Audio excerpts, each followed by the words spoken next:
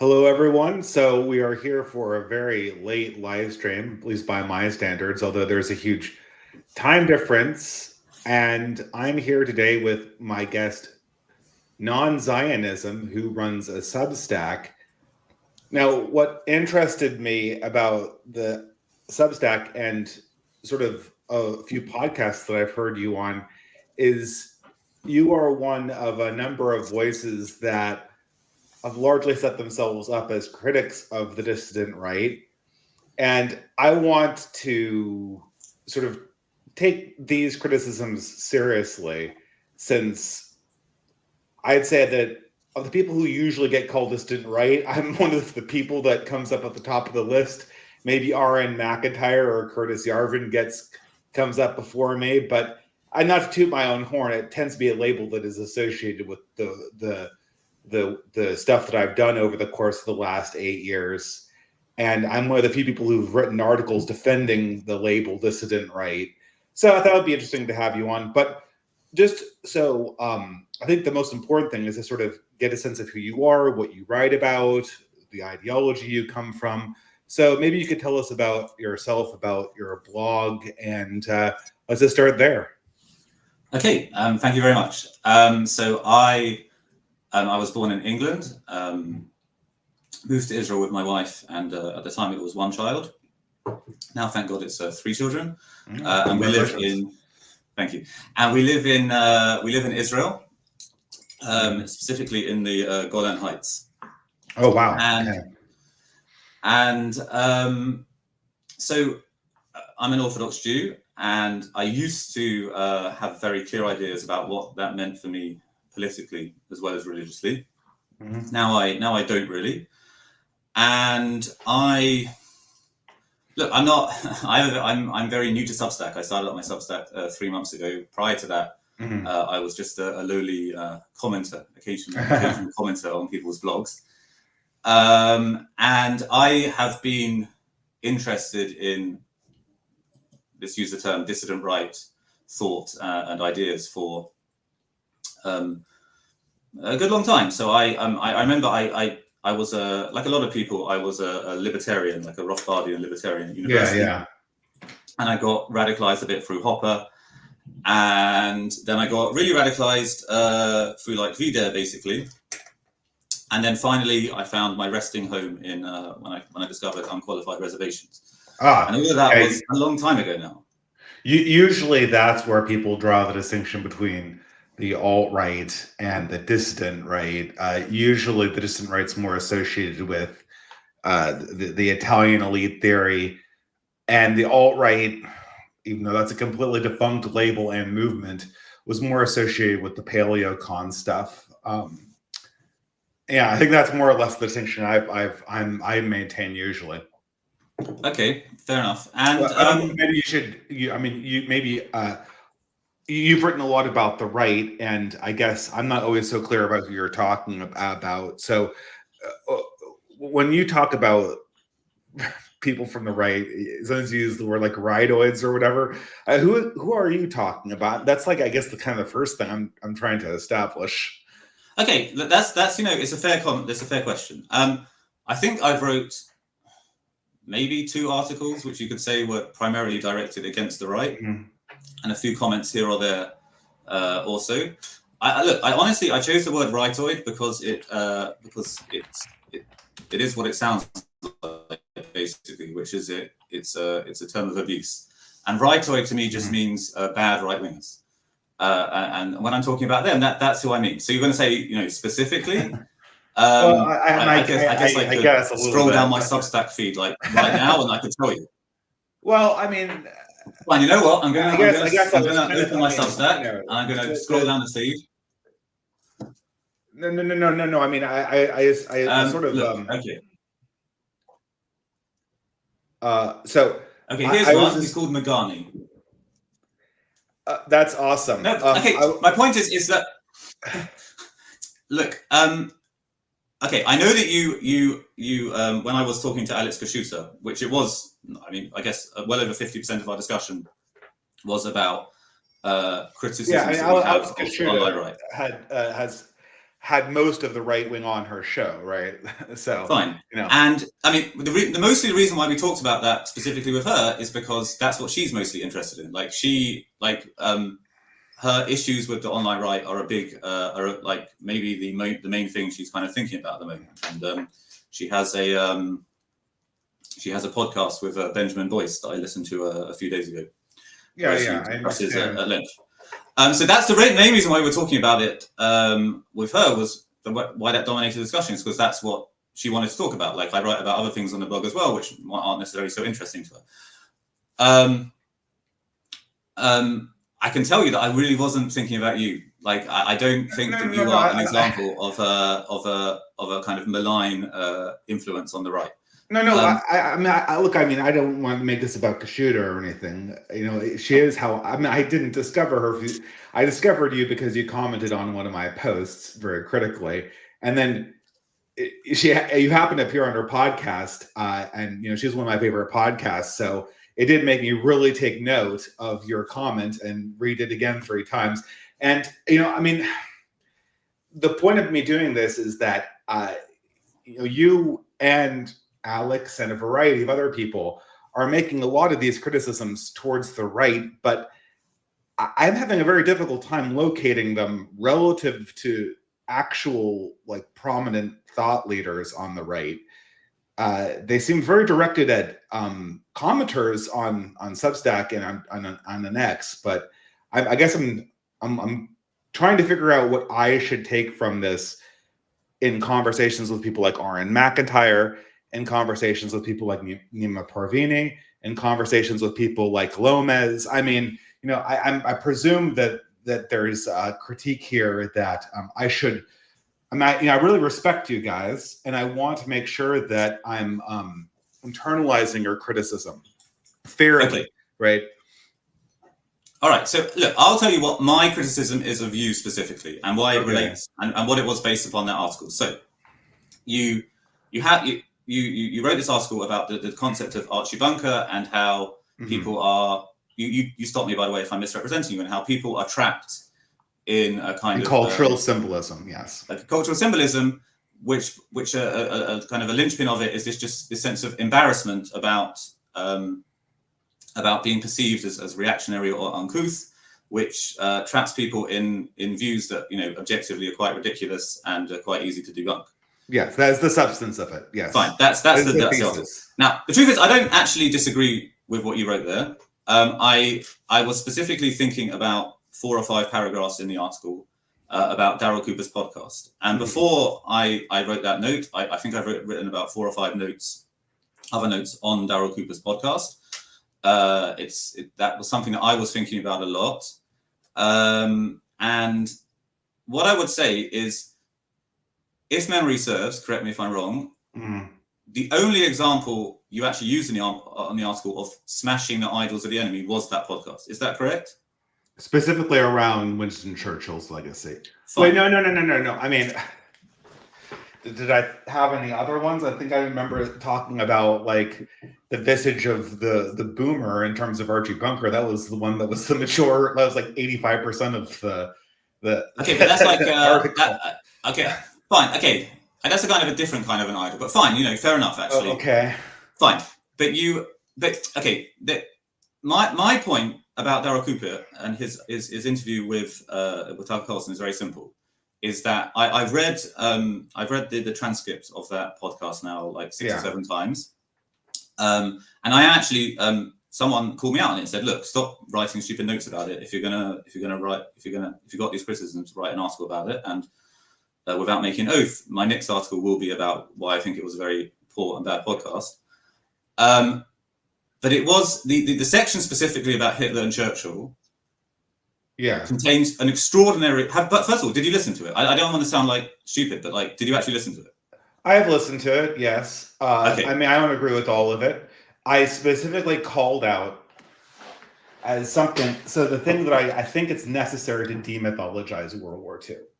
World War II is absolutely used as a crux for getting people to symbolically repeat a lot of this ridiculous nonsense, and for cowing essentially all Gentile Europeans into an extreme obsequious apologistness that makes them sit down and let their civilization be destroyed. This is absolutely the case.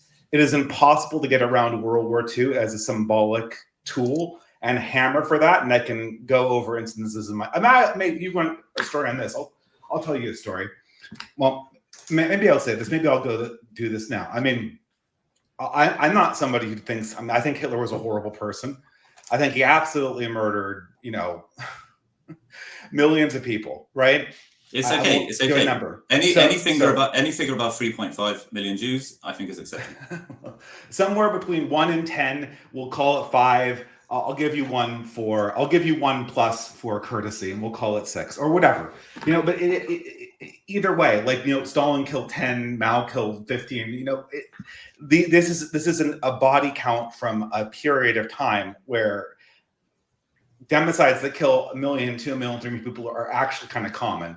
That's not what I'm kind of concerned about. I'm concerned about the cultural symbolism. The cultural symbolism of World War II and Hitler is absolutely used to cow the West into silence and suicide. This is obviously clear from people from the Frankfurt School, like Adorno, who I'm sure you're familiar with, like, no poetry or art after Auschwitz or after Dachau was his famous expression. And, I grew up in a college town. I saw this, among the kind of the college crazy elites, the progressives, like this attitude that World War II meant that we needed to be eternally ashamed for everything that wasn't, well, I'm essentially white, but really Gentile white, if we're being honest about it.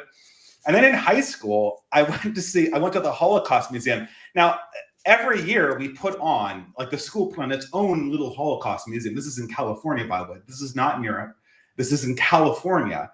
Every year, the kids would make their own little Holocaust Museum. And it would be like Diary of Anne Frank, very focused on the tragedy. And then the message was always that, like, the guilt lay with Hitler and, like, the people at the Wannsee conference.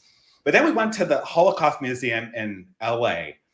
And the question of even why there is a Holocaust Museum in LA is another huge story. But I was expecting to see the exact same thing. Like, I was expecting to see, like, the same 20 photos you always see about the Holocaust. And we did. You see all the photos, but the message was different. This is in 2000. This is in the early 2000s sometime. This is my last year of high school. And the message was there that the German people writ large were responsible for the Holocaust very distinctly. And then moreover, and I thought that, okay, fine, that I could kind of see that. Well, back then I could see that. Now I don't think so anymore. Then afterwards, the other half of that was just half of the museum. The other half of the museum was dedicated to essentially superimposing the Holocaust onto America. The message being, all white people and all pride for whiteness is the approximate cause of the Holocaust, and they're the equivalent of Nazis. And what I remember distinctly from that one is there was this thing about hate crime and hate speech legislation. And I thought, like, oh, will this be something where they represent both sides of the debate? And they just made a huge speech in the Holocaust Museum about why we needed to have hate speech laws and hate crime legislation. And this is before hate speech laws were really a thing. And I remember distinctly seeing that the Holocaust Museum was, you could see, like, the middle class Americans kind of come around to this perspective that until this point was only a purview of kind of like crazy academics that were like reading Adorno and stuff like that. The mythologization of this period over others absolutely leads and has been used. We could argue over whether it was intentional or not. It absolutely leads to the kind of craziness and the self-flagellation that you see currently destroying Europe and America. I don't see a way around our current problems without demythologizing this era. And a part of that demythologization is looking at who Churchill actually was and not the mythologized version of him. That's simple. Okay, so what I'd say in response to that is as follows. I completely agree that a mythologized version of the Second World War and mid-20th century history in general lies at the basis of the liberal regime. Agreed. I agree that at the very least one way around it, whichever way around it goes, there's no way of getting to a different kind of symbolic regime without that mythology of World War II going in the dustbin. You could argue, is it necessary to leave with the Holocaust thing, or will it just be a result of a general thing? That's a kind of a tactical thing. But I agree that at some point in the process, it would have to happen. So at some point, the Holocaust will have to be considered like the other democides that happened at this time. Right. No, I completely agree. Which is, I will add, not at all. We don't talk about any of the other democides in the same way. And no one ever gets shit for going like Stalin killed 1 million people, not 10 or something like that, right? Like, that is a legitimate thing you can say inside any play company, and you'll be, it'll be a weird opinion, but it will be entertained. Right. Although, I mean, parenthetically, I don't think that it's like a good thing that people can kind of make apologies for like Maoist and Stalinist atrocities and like be accepted in polite society. In a way, I think it would be better if they weren't. If you started making apologies to Stalin and you just said, well, you're cancelled and you can't have a job anymore, maybe that would be the first step on the way to things being a bit better. But that's parenthetical. Yeah, but that's impossible, right? Because if communism, had the same negative associations that fascism did, we'd fire half the academy. Think of the number of people who have flirted with communist propaganda or communist apologists in their life. It's like most of our professional class. So this desire to be Pharisees is completely impossible. No, for sure it's impossible. Although, I mean, there is one country that basically tried to do it, which is Putins Russia, where they have very strong laws against hate speech, and they're applied more or less evenly to the far left and to the far right. So it's not like it's not conceptually impossible. It's just it's not possible within the bounds of if we could achieve that in liberal Western discourse, we'd already be able to achieve a whole bunch of other things. Fine. Yeah, but the thing is that so would the Holocaust still have stigma attached to it? The Holocaust still has stigma attached to it in Putin's Russia. In fact, in Putin's Russia, they're they take the concept of like World War II revisionism very very seriously. Like one of the pennies that dropped for me about Russia's war on Ukraine and how I came to see it as really rather a foolish venture was that, are you familiar with the Twitter account / Telegram account Russians with Attitude? So I guess I'm vaguely aware of them. Aren't they some kind of like, I don't know, are they some kind of like they cover the Ukrainian war? I think I like blocked them or something. I don't follow that. I've seen them retweeted every now and again. So they're kind of Russian nationalist tweeters, podcasters, whatever, and they're interesting and they're kind of funny and whatever. And over time, they kind of discredited themselves by giving wildly optimistic views of like Russia's military success that kept not happening. But aside from that, one of the things I saw they put is about World War II memorials throughout Ukraine, which were established by the Soviet regime after World War II, and many of them have been taken down since Ukraine's independence because they're perceived as being too pro-Soviet, as being a relic of kind of Soviet domination. Okay, this is my child. It's just coming to give me some food. No, okay. I have a child too. Yeah, I have it all the time. Thank you very much, Kananya. Okay, thank you so much.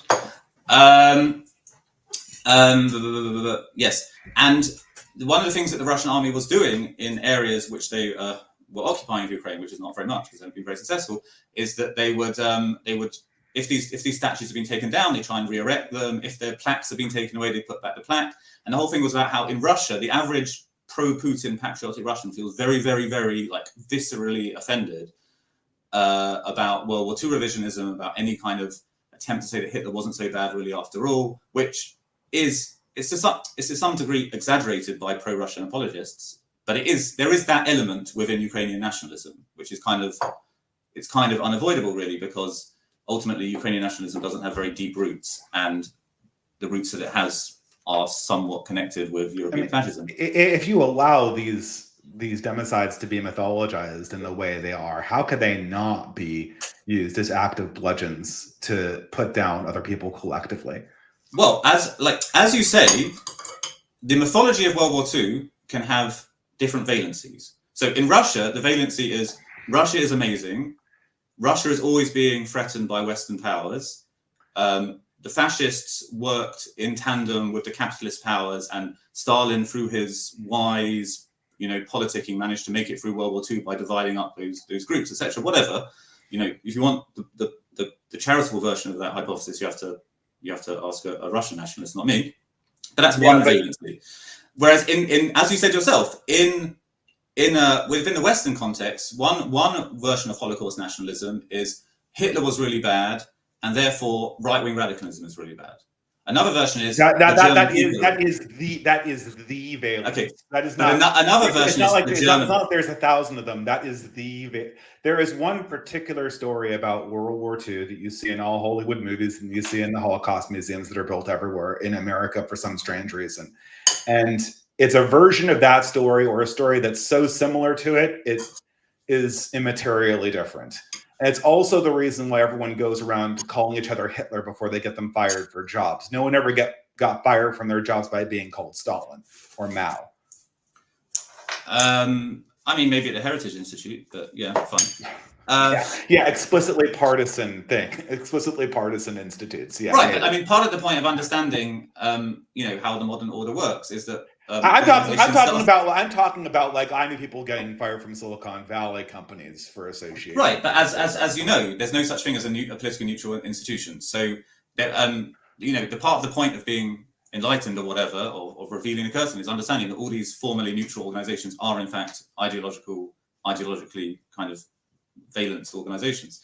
Yes. And the fundamental problem isn't that is that the left controls everything, and all these formerly neutral organizations are part of the left, and therefore it's the when people get fired from them, they get fired for heresies against the left and not heresies against the right. That's kind of obvious. But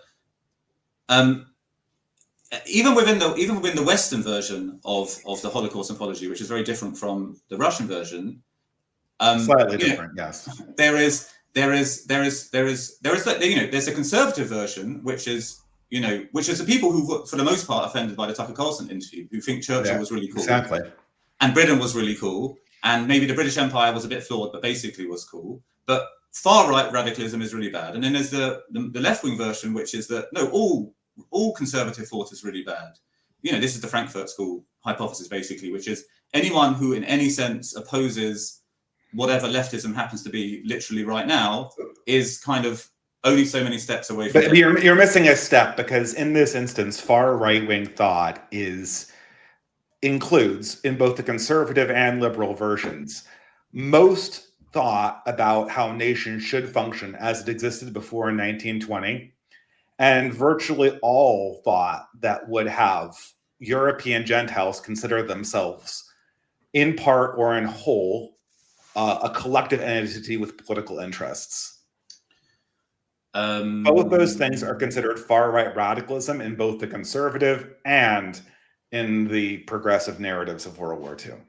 Yeah, okay. I mean, most thought is most human thought over history is considered far-right radicalism. Also, non-Western thought, like just the whole of human history, is considered far-right radicalism by liberalism. No, that's fair enough. But the point I'm making is just that, and it's a kind of preliminary point, which is that the uses you can put the Holocaust to, they're not. It's not completely monolithic. There are different variations of Holocaust mythology, and you could imagine a mythology. It wouldn't be a Holocaust mythology, but it would be a mythology of the mid-20th century that would be put to completely different uses to support some kind of nationalist regime, or who knows, a white supremacist regime or whatever. But it would still be fundamentally a mythology, right? I mean, there's not only one. How would a Holocaust narrative support like a mythology of World War II, which would be something along the lines of global communism was going to take over the world, and Hitler correctly saw that communists were on the point of exterminating humans, ending human civilization, and he bravely fought against this communist takeover of Europe.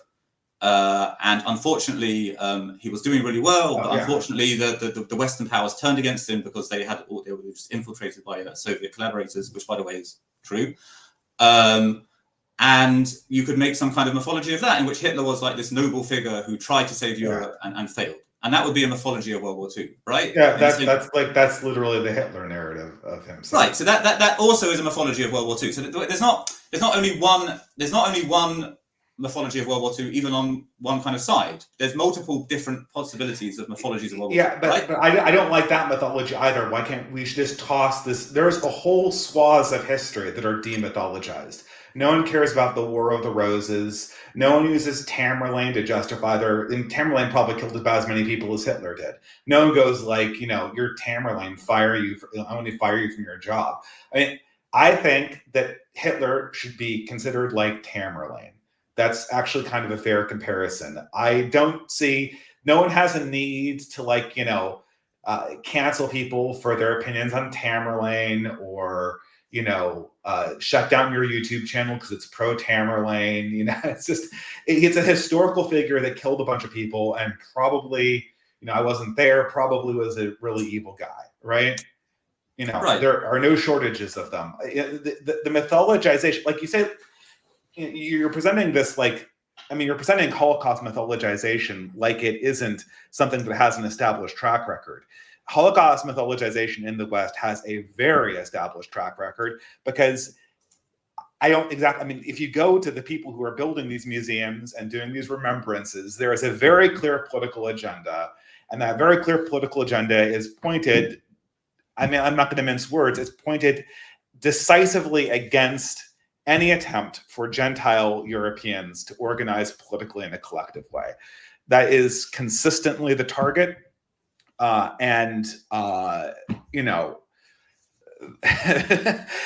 don't know. I'm not even a nationalist. I don't believe in nationalism.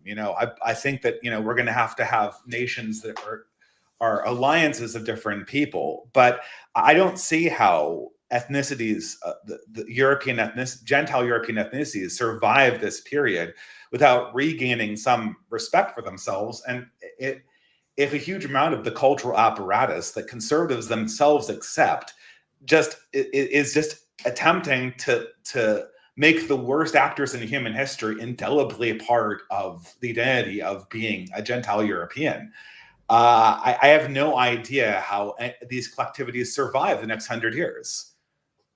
Okay, so this is the point I'm kind of working my way around to making, which is that the goal, so I think we agree, the goal is not to replace one mythology of World War II with another mythology. The goal is to demythologize World War II. We're agreed on this, right?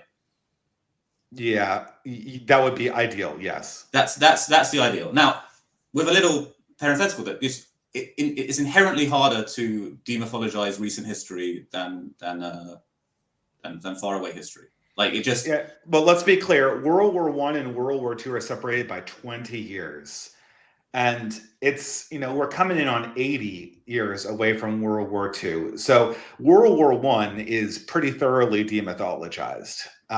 And World War I is closer to World War II by a factor of 4 than we are from World War II. So I'm gonna put that perspective in there as well. So I'm not really sure that World War I is I wouldn't call it fully demythologized. The mythology isn't, Britain was amazing and they were the right side and they were fighting forces of evil. But the mythology is something along the lines of, and again, none of these mythologies are completely false. They're all based on some kind of degree of fact. The mythology, at least that I grew up with, is that World War I showed the folly of Ancien regime European civilization, and they got Europe involved. They got the European countries involved in this terrible war that led to so many people dead. And as a result, people realized that the nobility and the ancient elites that had been running Europe were useless and had no right to rule. And therefore, now we have democracy, and democracy much better. And then the other stuff I was taught at school was that it was really great because women went to go work in factories during World War I because all the soldiers were away. And then they realized that it was great for women to work, and it was much better to work than be in a home or whatever. So that there definitely is a mythology. It's not a kind of a good versus evil mythology, but there is a mythology. It's not. World War I isn't taught. World War I hasn't been demoralized. It's definitely taught with just in most schools. Certainly, this is all I was exposed to when I was growing up. It's definitely taught with a clear moral quality to it, and it definitely isn't taught in the same way that we learn about medieval history, where you just kind of look at different sides and you don't really take sides and you don't think about it too much. I guess what I'm kind of looking for here is, I'm kind of looking for is you're right. There's always a narrative to all historical events, and the narrative of the 30 years, like there's still a narrative on the 30 Years' War, even though no one cares about it, right? The narrative was that it was a huge clusterfuck, and Paul, pardon my French, it was a huge cluster F. It was a huge snafu, to use the military term, which also is an allusion to the F word. A lot of people died, and it showed essentially the futility of the medieval system of political organizing, and led to the ascendancy of the nation state. Like, that's the narrative behind the 30 Years' War. But the 30 Years' War is not politically active as a religious mythology, insofar as that it doesn't motivate people's entire political ideology. We're all going to have some mythology. Like, there's no way you're going to demythologize Christ if you're a Christian. There's no way you're going to demythologize the Torah if you're Jewish. I can respect that. The problem is that I feel that the World War II mythology is so perverse at this stage, and that I think we just have to demythologize it, insofar as we take away a lot of the moral connotations that goes around with it. That doesn't, not the moral connotations that would be attached to, say, people like Himmler or people like Beria or people like Zhukov or Stalin, but the moral implications as it applies to entire peoples or entire populations or entire generations. That's what I would like to see. Okay, so the 2 points I make is first is that the importance of demythologizing World War II for achieving any kind of large scale symbolic change, which would allow large scale real change, only underscores how important it is to do World War II revisionism correctly, because it's still relatively close to us in terms of history, so that makes it inherently harder to approach these issues without letting emotions get in the way.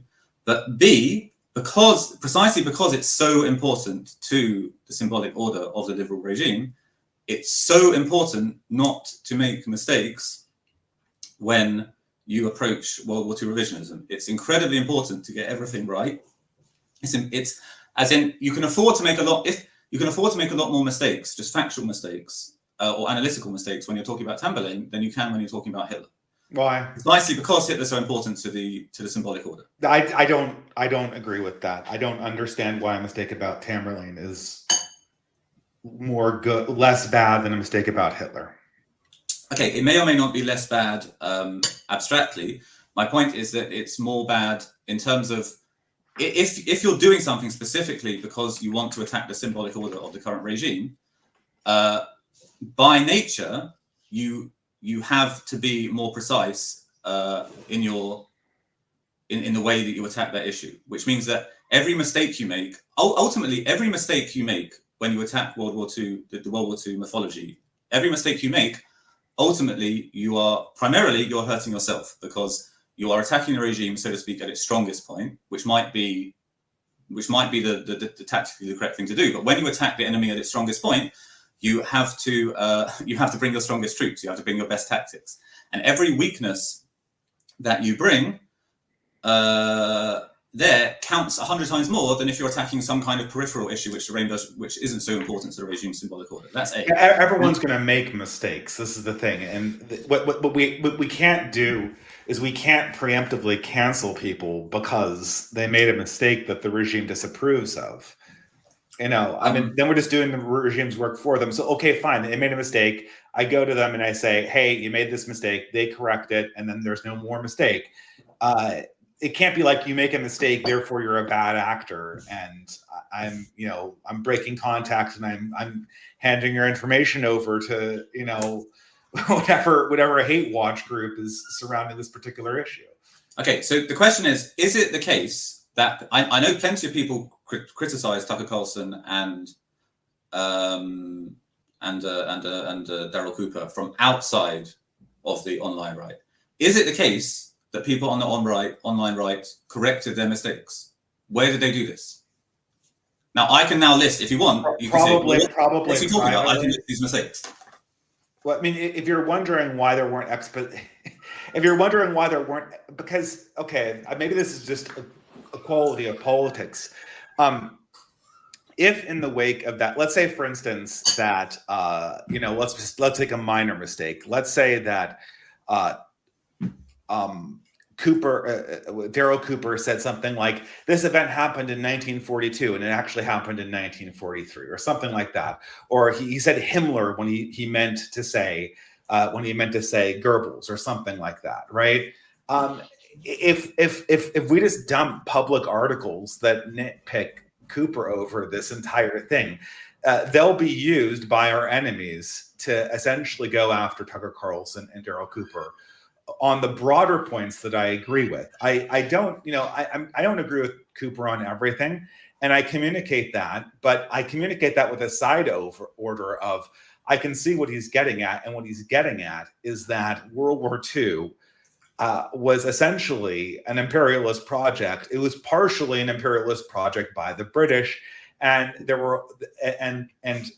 Churchill essentially pursued an agenda, probably keeping that war going, which is, this is a very mainstream point of view among historians. That's not a perspective you hear at all inside mainstream media, however. And if I come out with all like date and time and place nitpicks, first of all, that's not my job. I'm not an expose reporter or a fact checker. I do like cultural analysis on my blog. But if I just dump that there, then that's just used by our enemies to cancel, to shut down a broader conversation that needs to happen and reinforce the sort of mainstream narrative that I've already explained is totally pathological to what I see is a variety of different ethnicities' self-interests at this stage. Okay, but did that conversation happen? Did this podcast cause the conversation to happen? Privately, certainly. I mean, among who? Because I mean, what we see, the reaction. What answer are you expecting? No, I mean, the point is, you're saying I can't. I can't correct Daryl Cooper and Tucker Carlson. No, by all on the means. mistakes they made. Very good. No, by all means. Because of the mistakes, I can't mistake them. I can't correct them. Sorry, on the mistakes that they made, because this will be picked up by our enemies, and the enemies will use them to attack Daryl Cooper, and that will distract from a larger point. No. You, by all means, correct the mistakes. That is fine, but don't build like a series of factual errors into a narrative about how all people who ask these questions and try to restructure the narrative are part of a camp of raving anti-Semites that are completely worthless and nuts. Okay. That it's the narrative where I made a mistake about a date, or I made a mistake about a name, and now all of a sudden this is used as an example how like this broad community of thinkers is sort of illegitimate at its face. That is the leap that's being done here. By all means, if you want to come out with a list of factual corrections on Daryl Cooper's work, I think they'll be very useful, in fact, and he might actually learn from that. But it's the existence of mistakes that gets built into a narrative. Why about how a dissident perspective altogether in its broad strokes is illegitimate. Okay, so I think the test of whether the dissident right, corporately speaking, is legitimate, whether it has achieved legitimacy, and it's not my judgment, it's kind of, I don't know. Okay, so who are you talking about when you talk about the dissident right? I'm thinking myself, so I'm talking about Nima Parvini, Curtis Yarvin, like Lomez, those people. Parvini is academic agent, correct? Yes. Okay, so an academic agent, in fact, would be a perfect example of someone who I would identify as someone who, through being part of a right-wing information sphere, the quality of his content has markedly dipped consistently for about 3 years. And most of what he writes now is actually bad. It actively makes people more ignorant as a result of reading it. So you're talking about the populist delusion? No, I'm not talking about populist delusion. I'm talking about if you just go look at his Substack.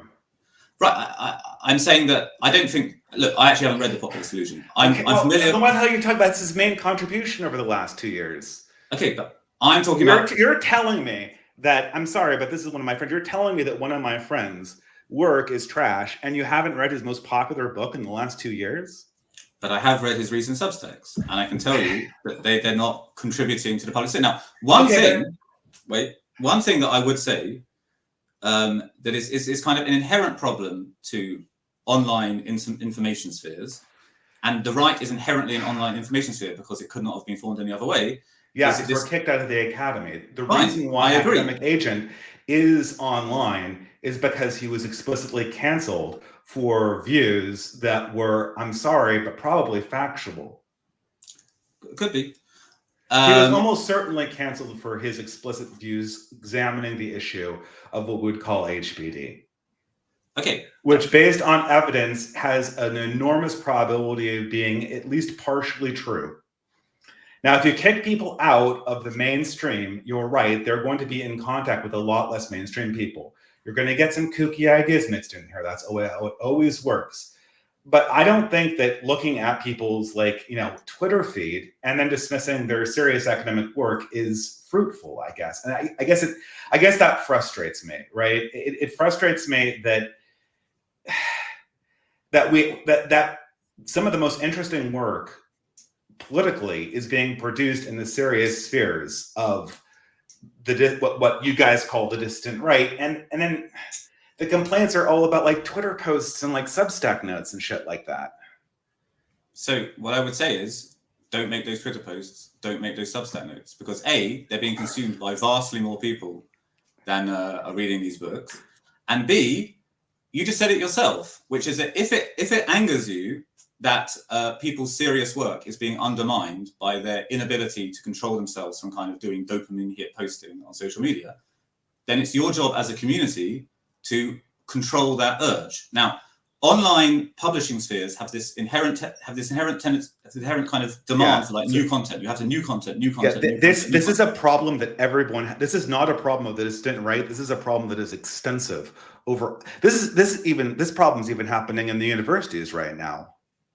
I agree, which is why I'm not a particular problem. I haven't said, if memory serves, I haven't said, the online right has all these problems. Therefore, here's another online community that you should join, which is exempt from all these problems.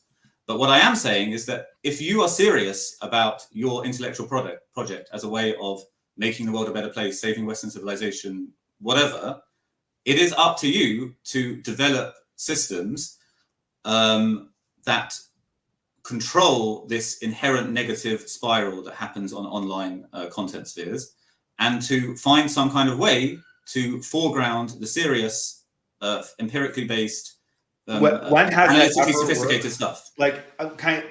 You actually think it's being like the Twitter police for your own side is a generative use of limited time and resources? No, so I understand that being the Twitter police probably doesn't work, because what happens is that it kind of uses enormous quantities of your time.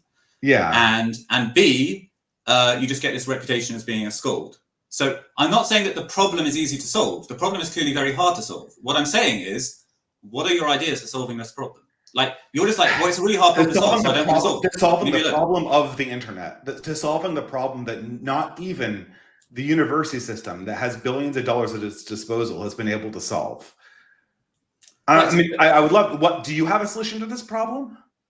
Okay, my personal solution to this problem, which is the other people that Walt Bismarck, Alex Kashutra, etc., is just check out. That's a personal solution to the problem. That is a perfectly viable solution on that. But what does check out mean here? Check out, just like stop being part of the distant right space, because it's just not worth it. Because these problems are unsolvable and they never will be solved, and therefore just kind of leave. What does not being part of the distant right space mean?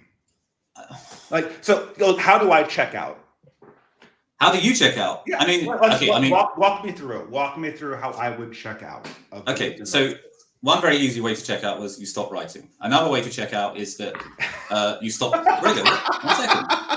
Whoa. Okay, so are you commending me here to shut down my blogging activity? No. I'm not telling you what to do. I'm giving a range of options which would constitute checking out.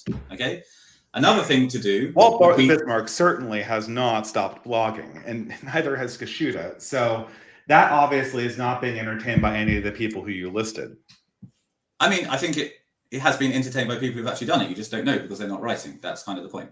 But another way. So your solution for bad writers on the internet, and apparently you think that I'm not a bad writer, is for good writers to stop writing? I said how we fix the internet. We fix the bad people on the internet by all the good people logging off of the internet. Okay, what I said is it's a solution that works on an individual level. As in, if there's an individual who comes to me and says, look, this whole dissident right scene is driving me nuts. I really just feel that like I can't deal with all the bad information and all the kind of hostility and whatever, then a perfectly valid individual solution for that person is, okay, so just check out. Okay, I'm in the middle of giving a range of solutions.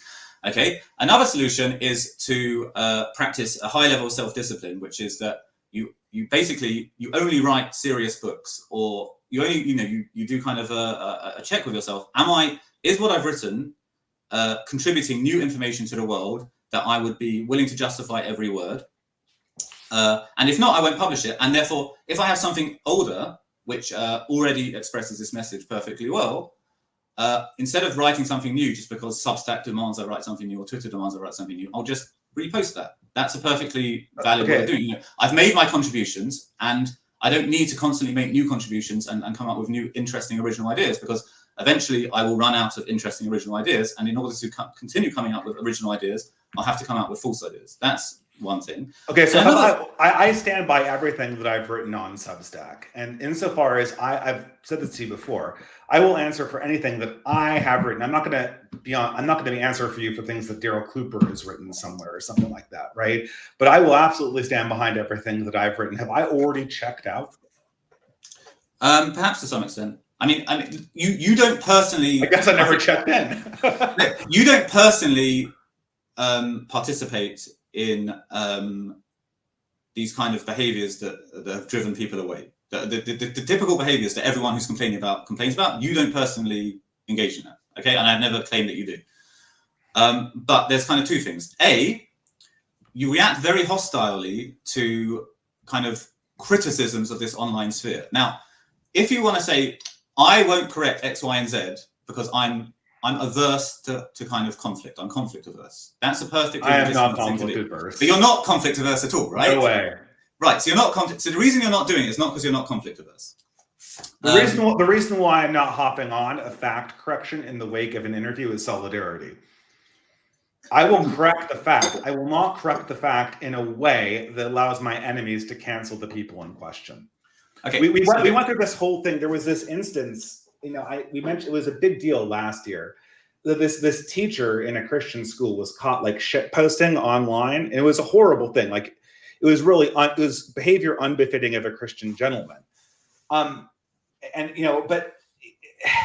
what happened was, so he's shit posting like people do on Twitter, like just some like profanity and some racial stuff on the side. It was obviously like over the top egregious stuff, like a lot of people do in their spare time. And he got caught and he lied about it. And obviously this created a situation where they could suspend him, but they decided to fire him. But what happened is that all of these Christians, they jumped on the bandwagon condemning this guy, and they started this huge hysteria. And the hysteria got like a bunch of other people fired, including one of my longtime friends who didn't even engage in the shitposting, because they convinced themselves that there was a culture of racism or shitposting at the school, and they had to hunt out every single person. And so because this became sort of a hysteria online, it resulted in numerous people's lives being destroyed. I'm not. If somebody's engaging in a non-PC cancelable offense and they make a factual error, I will criticize them for that in an intellectual way. I will not criticize them in a hysterical way that indicts their character. And so if Nima Pervini makes a mistake about, which which of the communists were responsible for which of the many, many peasant massacres they perpetrated. I will inform him of that, and I will issue a correct. I will maybe mention the correction in a Twitter place. I will not say that that error causes him, academic agent, to be a bad academic or someone not worthy listening to, or a horrible writer, or someone who's fallen down the rabbit hole, or anything else, because that sentiment is used to discredit everybody across the sphere. Okay, so but ultimately this is a tactical issue, which is what is the most effective way of dealing with this kind of dynamic? You can look at, on the one hand, and it's completely true, in this case we're talking about this school, you can say the people who led this hysterical witch hunt are responsible for ruining innocent people's lives, and that's completely true. On the other hand, the buffoon who did all this shit posting is also responsible for ruining innocent people's lives. And if there was some kind of mechanism for stopping buffoons from shit posting, that would be great. I mean, if you could push a button, you do it, right? Yeah, so it's funny you mentioned that, right? Because we went to the people who organized the campaigns to get the other people fired. And we said, and people would say, like, I'm really angry at you for getting this person X fired who was not the shit poster. And what do you know what they said? Mm-hmm. They said, I'm angry too. I'm angry at the shit posting. So like they passed the buck back to the original, the original, I would say quite minor. I mean, it was definitely an ethical violation, but it was a minor ethical violation, right? So every attempt to call people back from the hysterical overreaction was reframed as, well, you should be really angry at the guy who initially shitposted. The problem is that it's an incredible overreaction. And I feel that my ability to I mean, first of all, I will call out balls and strikes. I will not use that to indict people's character, unless I think they're trying to deceive me or something. Unless there is some kind of pattern where it looks like they're literally trying to deceive me. Okay, but the whole kind of point here is that you are operating from a position of massive, massive weakness. Yes. And when you're in a position of massive weakness, obviously it makes it much more difficult, and therefore it's not less important to make sure your side isn't making unforced errors. It's much more important to make sure your side makes unforced errors, right? The left can allow people to just say crazy, obscene and disturbed things all it wants, fundamentally, because they're in a position of strength. Now, even for the left, as you know, with all the advantages they have, it still does cause them sometimes issues when someone among their ranks just does something completely depraved, says something completely depraved and mental, because it causes popular outrage. Yes. It's just a thing. But every single time it causes, as much as it causes them an issue, it causes the dissident right 1,000 times the same issue. So therefore, that it's more important to police your own side than privately, than it is for them. Now, privately. one of the things, the reason why it can't go on publicly is because if you do it publicly, it will be used by your enemies to cancel and discredit the community as a whole. It will not stop with the individual. So if somebody makes a mistake and I like create a big hubbub about it on Twitter, that will be used to discredit that person. It will also be used to discredit me, because we all share a collective association. I mean, in some sense, you kind of are doing that, right? You're saying like, oh, hey, you know, academic agent made this mistake, therefore you need to completely disassociate with the dissident right, maybe shut down your blog and your YouTube channel, maybe never talk to these people again. I mean, that's what is being suggested because of mistakes. I mean, that... No, I mean, look, it depends who we're talking about, but I mean, you do accept that solidarity, the concept of solidarity,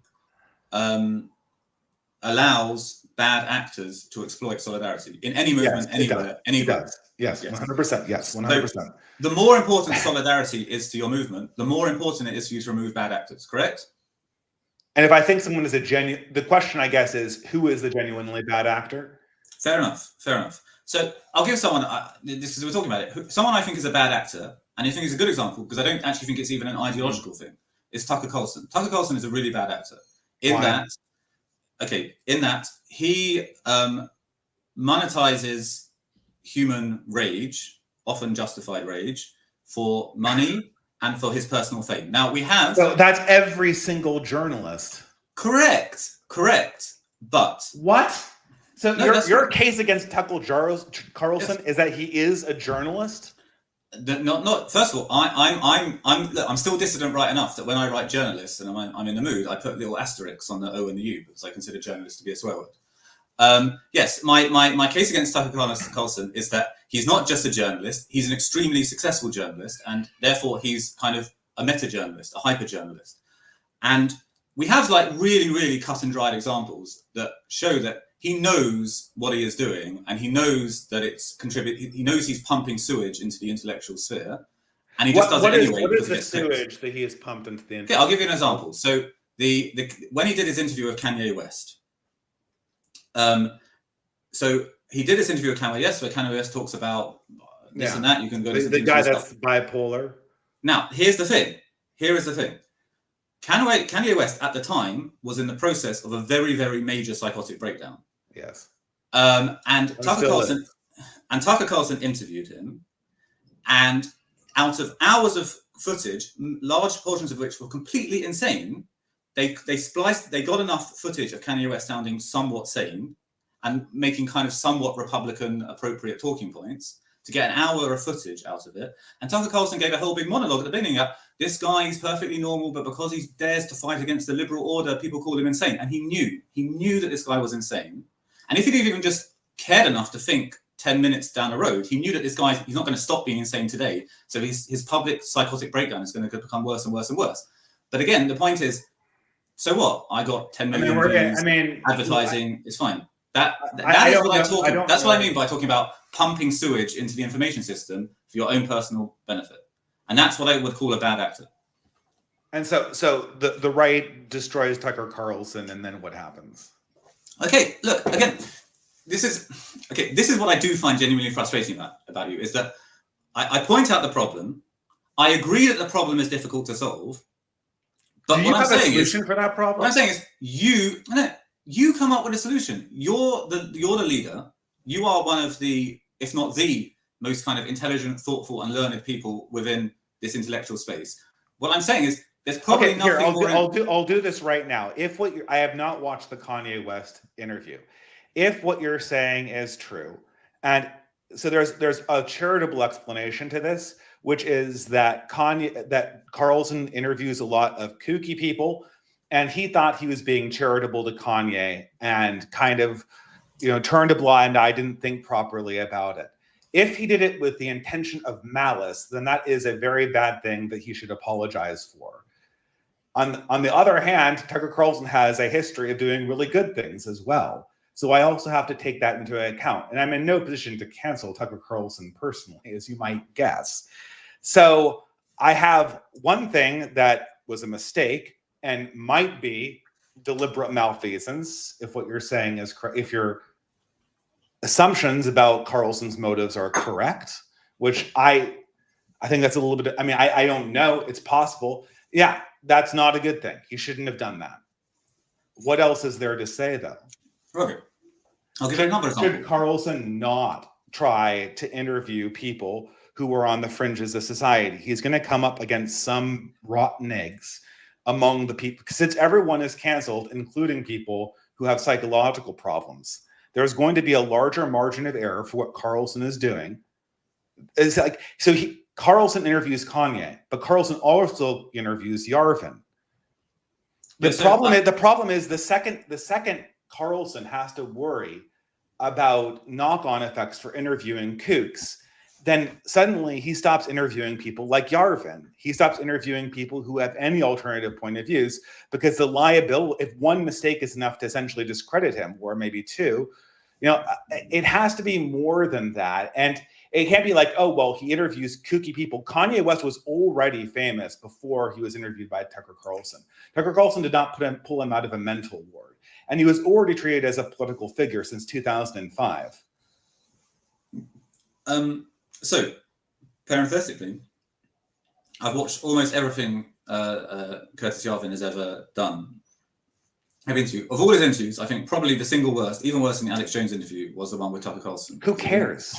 No. Well, okay. I care about releasing true and enlightening information into the public sphere. His interview with Curtis Yarvin was appalling. It didn't illuminate his ideas at all, and it was just like weird. And Tucker Carlson like spent the whole time. I remember that over interview very well, and there were a number of great ideas on it. The best one was the conversation over climate change and virology. Do you remember that? Yeah, I remember the interview. Okay, yes. so what did they say about climate change and virology? Okay, they said the standard Curtis Yarvin view, which is that and that was about 30% of it. That was a significant amount of the interview. I think that was high quality. I think that the conversation about how the deep state is insulated from electoral politics, that is true. That is absolutely true. I think that the extended conversation about how urban cosmopolitans view flyover states as simultaneously a threat and also people look down on is true and accurate too, and useful for Carlson's audience. But none of this is a reason to cancel Tucker Carlson. No. None of this is a reason for me to say, I mean, first of all, I never even really, like, I just see an interview, and if it's something that interests me, I click on it. If it doesn't, I don't, right? That's my relationship with Tucker Carlson. I mean, it's not even like Alex Kashuda was like literally, a patron of hers. It's a little bit different for Alex. if you want me to cancel Alex, I might be able to do something about that. But I mean, I don't know. I mean, like, what was so bad about the Yarvin interview? But because what I would say, the point is it showed that Tucker Carlson's very strong limitations as an interviewer who allows people to develop and state their ideas in a way that's comprehensible for a wider audience, as opposed to just kind of, what's the word? Kind of reveling in the kind of the gaucheness of these opinions and saying, and kind of doing that, like that eyebrow thing and going, huh, and everything you say sounds so reasonable. Why do you think it is that you are exiled from mainstream society? Huh. And that kind of stuff. That's what really sticks in my mind about the Tucker Carlson interview. But the point I'm making there is that, why is that a bad question for someone like Yarvin? Why is that a bad question? Well, why? Fair enough. If I saw Yarvin and he just gave me a very, very interesting history lesson on Tudor England, a description of how the deep state works, and the discussion of how academic corruption, I think, accurately goes through the system, which I've witnessed personally. And after all of this, and learning that he also has developed, a substantial tech company, not a big one, and then I'm wondering why, he can't speak at universities, and he gets canceled out of open source conferences. I think it is a interesting question to ask why he's exiled from the modern academy after all of that.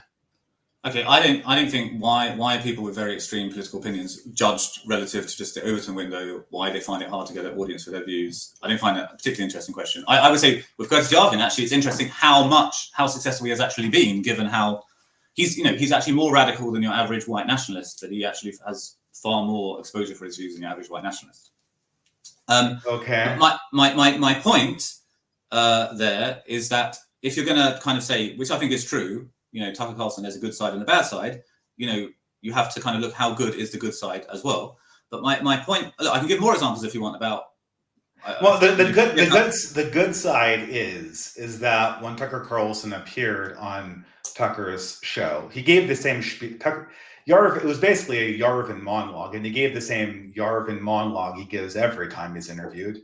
You can basically swap them out, but a whole set of people that had never considered this point of view essentially became sort of conversant in it, right? So, I have a bunch of relatives who are normie Republicans now, at least among my in-laws. I can talk to them about Yarvin's ideas, and it's like, oh yeah, he was on Tucker, and they'll look, oh yeah, really? Maybe I could look at his thing, and so and also I can reference some of the ideas that come up there. I mean, the ability to take people that everyone thinks are kooks and interview them. That is incredibly helpful if you want to shift, the Overton window, or shift what's acceptable to talk about. And yeah, every now and again, you interview a genuine, nutcase. Although, I'll say this: Kanye West was a political nutcase in 2005, and every single mainstream media source put him on the air and and uh, and gave him a big microphone so that he could tell the world that George W. Bush doesn't care about Black people again and again and again and again, all the way leading up to 2008. And he was pretty crazy back then too. He's always had mental problems. It's not my job to hold Tucker Carlson to a standard that is above and beyond what the regular news media has done for the last 30 years, I guess. I'll call him out for it. If what you're saying is true, that definitely, first of all, it's a mistake to interview Kanye at all because he's a nut. And second of all, if he indeed cut it down to make him sound more reasonable out of spite, that is definitely something we need to take into consideration when looking at Tucker's media in the future. But I don't know. What am I supposed to do? Tucker Carlson is good because he mainstreams kooky opinions that he thinks are kooky, and some of them are good. Okay, so you keep coming back to this point, which isn't false, which is basically the left does all this, everything you're accusing the dissident right of, the left does. Now, I agree, and I'll make 2 points. A, that's why the world is really bad. The world is really bad because the cathedral, the mainstream information sphere is completely broken and dysfunctional, and appallingly terrible ideas keep coming to prominence and motivating people in power, with the result that millions of people's lives are pointlessly and needlessly ruined because of crazy ideas. Bad information systems are bad. Therefore, I also think that the dissident right should not have a bad information system. That is literally my point. So yeah, I think you'd have a point if we were publishing a journal, and that was if your point was that I had I had edited a journal or published an article that had a bad fact in it, then I would definitely thank you for counting that bad fact and try to do better the next time. I guess I'm not in charge of Carlson. I don't edit Carlson, and in the meantime, the only way that we have of getting our ideas into a position where they're viewable by the mainstream is for somebody who is Tucker Carlson or who's like Tucker Carlson picking us up. So if I tell everyone that Tucker Carlson is insane, then when the next time they interview like Lomez or something like that, or Peachy Keenan or Dudley Newright or Aaron McIntyre or even Academic Agent, then their work will be similarly dismissed. And so I'll say this: when you go to when the truth lies in the fringe, you're going to end up having to tolerate some fringe ideas. I will call it out, but I'm not going to capsize the movement to maintain some kind of impossible level of purity. So what I kind of take, the biggest message I take from Moldbug and thinking about how modern society works, is that information producing systems are really, really hard to get right, and very, very hard and very, very easy to become extremely pathological. Now, all of the defenses that you're making, there are lots of people within academia who could make the exact same defense. They could say, look, I run a journal. My journal has high standards. If there's a factual error published in my journal, the next edition of the journal, there will be a page with that factual 100%, error. yes. And so they can make, and so there are, but the fact is, it doesn't change. I don't blame them for that. The information system that you are part of is systematically deranged. And I still think it's a perfectly legitimate criticism that I will make of any academic, including people I used to know from my days at university, including members of my family who are academics. I will tell them this to their face, and I don't have any problem saying it. Say, look, that at the institutions that you work for, there is an incredible amount of depraved filth being churned out that has incredibly damaging consequences to society. And what have you done to stop it? And they'll tell me the same thing. They say, look, I just write about Virgil. What do you want from me? I don't write trash. Leave me alone. And I say, well, too bad, because you're part of the system and you have some kind of responsibility to fix it. What have you done to fix it? Well, I'm afraid you may have in this instance accomplished the impossible. You have gotten me to sympathize with modern academics. I guess what do you want? I have never told a scholar of Virgil, I know a lot of professors. I have never told, like, a mathematician to resign because the African American study department is publishing trash. I've never done that. Well, are you expecting the math department to? Moldbug did say that back in the unqualified reservation study. He's got a funny line, actually. Can't remember it. I guess if they all collectively resigned. No, but there are lots of actual things that academics could do. So one point that I have made specifically to them is that those who are on appointment committees, if you know someone is a communist, just don't appoint them. No one can look in your soul. No one can look in your soul and tell you that you didn't appoint them for this or that reason. Find some justification for not appointing them and don't do it. But you insist on sticking to this thing as I'll appoint. In my vote in the appointments committee, I'll just do whoever has the best research record, and I'll ignore their political proclivities. And meanwhile, the communists that are also with you on the appointments committee don't do that. They just appoint the most left-wing person they can find, and that's why your university, over the course of your lifetime, because I know people at British universities in particular, which in the 1960s even really weren't particularly left-wing. They had a left-wing, but they weren't left-wing. Even in the sense that American universities were have been dominated by liberals. Anyway, my point is that I'm happy to tell them that you stood by and done nothing and preserved your career while you watched the institutions you work for become just intellectual sewage factories. So I say the same thing. I don't think it's unreasonable. The solution to explicit ideology is to create an ideological bias in the opposite direction in secret. Yes. Why not? First of all, that would never work. Come on, the solution has to be. You can try. Why not try? Yeah, or what? Or first of all, in some sense, I kind of am, right? I mean, I can. Okay, I'll give you this challenge, right? Can you give me a piece of advice that is not some form of just completely shutting down the activities I'm running? Okay. Yes. Very good.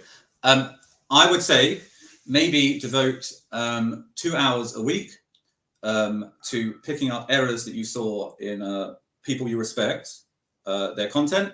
Write them a personal email saying, "Here are all the mistakes you made. You don't have to make a public apology or something, but I think you should go back and correct the article." There you go. I probably have 6 hours a week generously to do this kind of blogging stuff.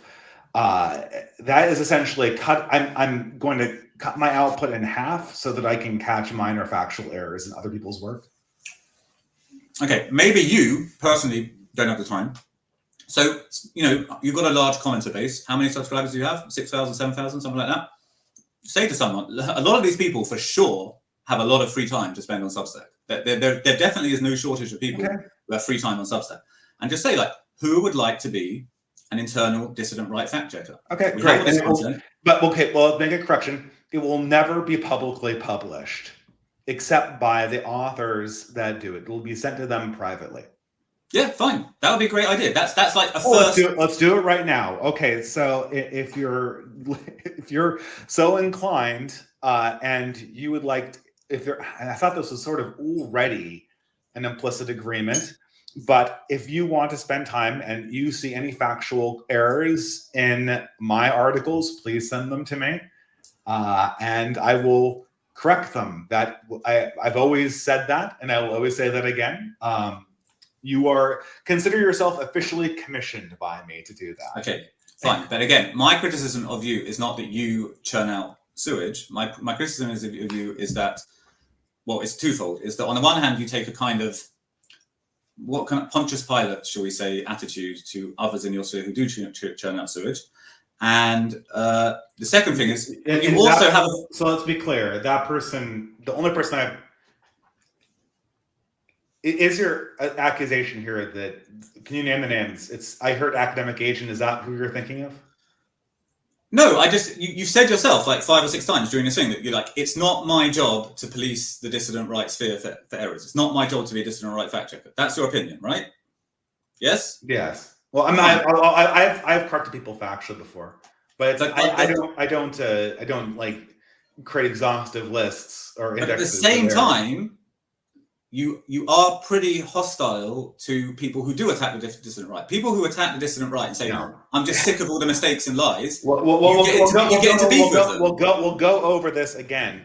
What I do not like is I don't like people taking mistakes and then taking a few mistakes and assuming, like, first of all, assuming that you understand that these projecting essentially, and let's be honest, what you're doing is projecting hostility. Like, for instance, you criticize John Carter, who's a brilliant Substacker and written many seminal essays, because he got the wrong, like, in a Substack note, he got the wrong communist who did the Holodomor. Like, and it wasn't even that he wasn't guilty of murdering tons of Ukrainians. It just wasn't, he wasn't guilty at the specific time in question.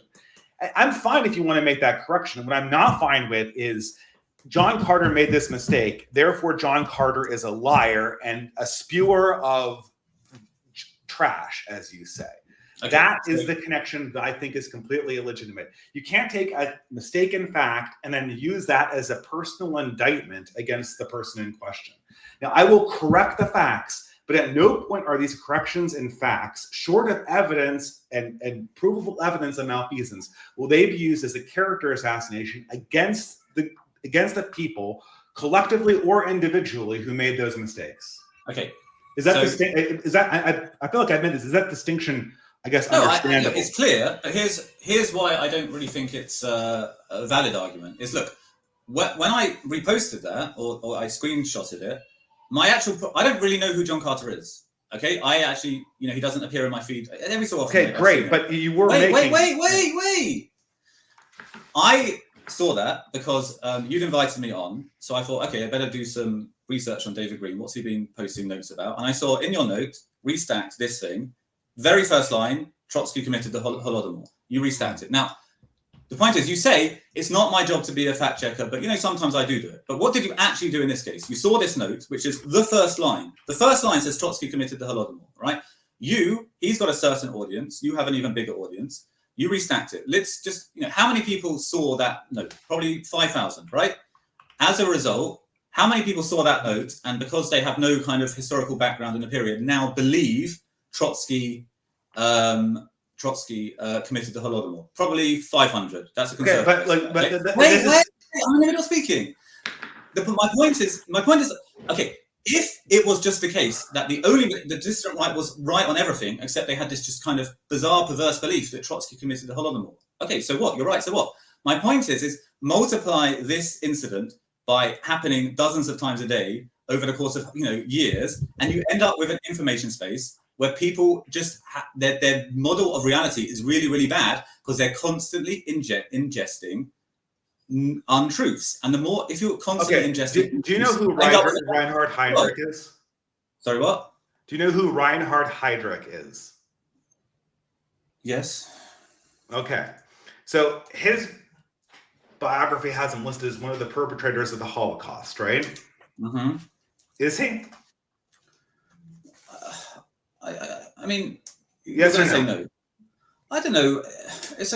You tell me why you think he's not. He is. But okay, but then what's the problem? He died before the Holocaust. So who are we talking about? Reinhard Heydrich. He was a Nazi leader who was assassinated in Hungary. Reinrich? How do you spell it? So you don't know who this person Heinrich is. Heydrich. Fine. Gabriel, you just lied to me. You told me you know who this person was, and then you don't know who he is. I'm sorry. This is ridiculous. Reinhard Heydrich. He died in 1942, June 1942. Yeah, so June 1942. The WWII conference was 3 months before that.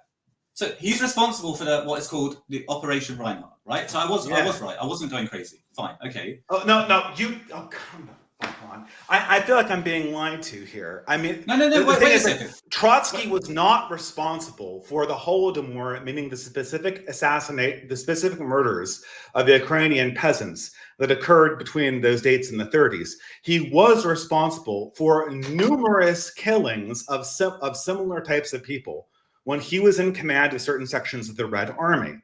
Now, you could say the Holodomor, meaning just that specific period of time of the Ukrainian famines, or you could use it as an extensive term for all of the class liquidations that the communists did between 1918 and 1950, basically.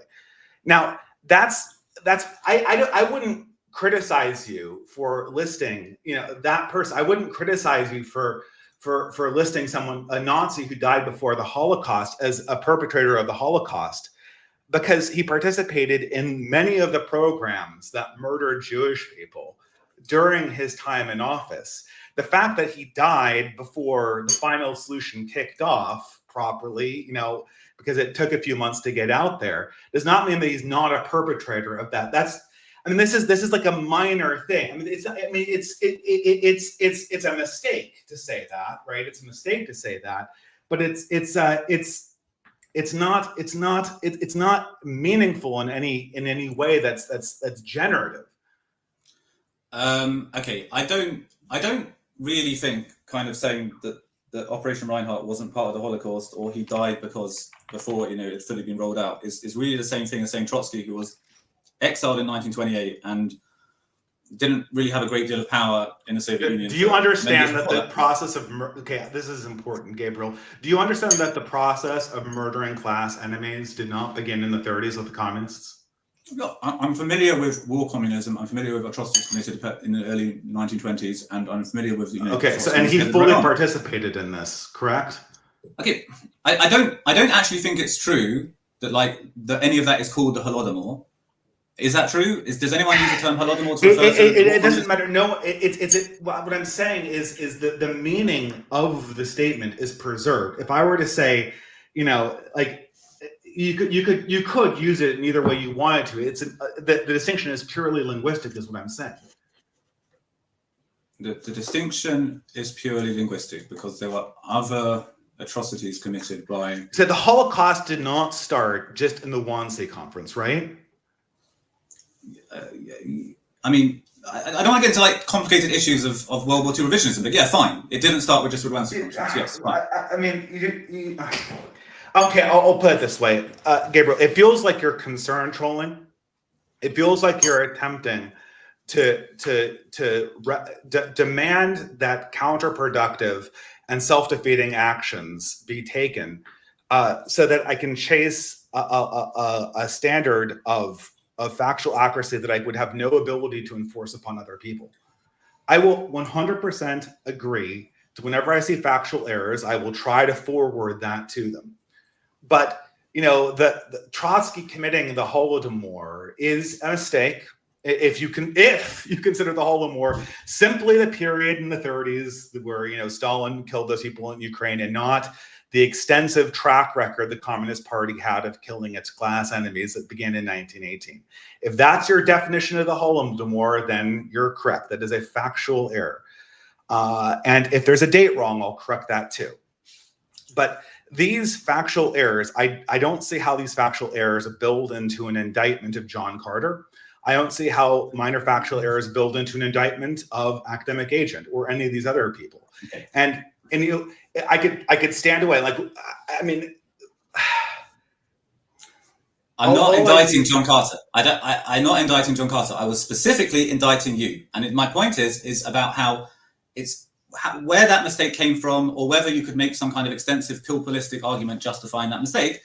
The point is that how do ideas, and ideas include true ideas and untrue ideas, how do ideas spread within this particular thing? And what is the indictment laid upon me for retweeting a tweet? I don't look. Most people who looked at that, I want to know the nature of the indictment against me.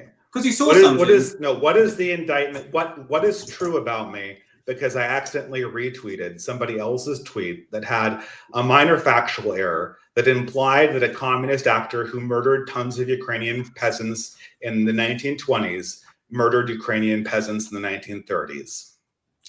Okay, the indictment is as follows, which is that you are responsible as a kind of someone who is a big name, unlike John Carter, and someone who has a reputation. You're responsible for making a choice. You could have chosen to do nothing. That's the easiest thing to do.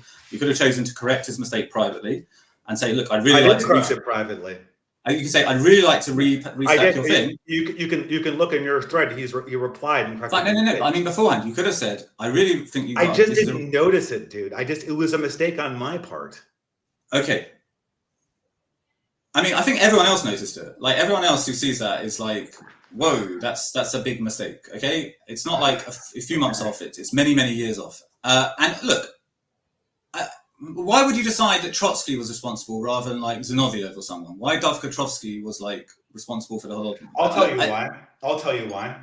Because there's tons of people in the United States that followed Trotsky during the 30s. Tons. He was the mainstay of intellectual fascination of communists in the United States. If you meet a communist, I know tons of communists in the United States, they all were huge fans of Trotsky. The neoconservatives were fans of Trotsky. All of the people, all of the crystals were fans of Trotsky. They were all in NYU and CUNY. They were all Trotskyists. Christopher Hitchens was a Trotskyist. The reason why is, and the spirit of the law is that this person, which an entire generation of people, of Americans idolized, was a murderer. And a vicious one at that. I mean, I'm inclined to say that in terms of communist kind of popularity in America during the 1930s, I mean, a much bigger problem was that lots of people, including in the New Deal administration, were Stalinists. And whatever you want to say about Trotsky, one thing he was quite explicit on is Stalin, bad human being. Whereas, unfortunately, during the 1930s and 1940s, a lot of very powerful people who were determining American foreign policy thought Stalin was just a really excellent, high-quality human being, and they were going to team up with him and conquer the world. But look, the point I'm making here is this. You could have said, John Carter, this is a great note. Maybe it is, maybe it isn't, but I'd like to restack it, but there's a mistake in it. Or you could have just not restacked it, or you could have stacked it, which is what you in fact chose to do. Now, my point is, look, you're going to say this is just a really trivial thing to get obsessed about. You are correct. This is a really trivial thing to get obsessed about, which is why I'm not obsessed about it. You're obsessed about it. My point is, it's one of millions of examples of this happening just all the time because of this broken information system. And ultimately, if you want the dissident right to be successful and a force for good, whether a force for good in world-changing things or just a force for good in terms of making people more educated, enlightened, knowledgeable, etc., you have to find some kind of way to fix this system. Okay, so it is the indictment of the dissident right is that it makes a lot of factual errors. The indictment of the dissident right is that it incentivizes new and edgy opinions with disregard. I need to clarify my question before you answer when I didn't ask. I did not ask what the problem was of the internet. I asked what the problem was of the dissident right. If the indictment of the dissident right I want to hear is not an indictment of the internet writ large. No, but my indictment of the dissident right is an indictment. It's an internet-based culture, and it exhibits the particular pathologies of internet-based cultures. And therefore, if you want it to be successful and to be a force for good, you have to have mechanisms in place to fix those inherent problems. And what I see is every single time someone just expresses even frustration, there's this very, very hostile reaction, not just from you, but you do exhibit it. And I don't see anything like that kind of hostile reaction to just the bad problems within a dissident right themselves. And look, who am I? Nobody. The bad problems are factual. Don't you think that, say, Alex Kashuta or Pedro Gonzalez, two people, don't you think that they're a loss to the dissident right? Don't you think that, like, if you could have had a different way of organizing things and they would have stayed, it would be a better movement? Do you not think that? You think that Alex Kashuta left because there were lots of factual errors? I think that the culture of kind of disregard for truth, yes, is very off-putting to people, including her. Yes. What is this disregard? But then anything that any internet community will have this same problem, right? Right. So one thing, and I'll give you credit. So I don't know about Alex Kashuta because her opinions are quite veiled in her podcast. She only insinuates things. She's never made an actual accusation. That's not what Pedro Gonzalez isn't like, this is an internet movement and it makes too many mistakes. He has specific problems with Trump in particular. and with JD Vance in particular, which I think are, I can't seem to locate in reality, to be quite honest, especially the ones about Vance. Ideas that Vance is some kind of creepy weirdo or whatever, right? That's as far as I can figure out this stuff. And, I can't locate that in reality. And to be quite honest, this is not the objection that Pedro made, certainly.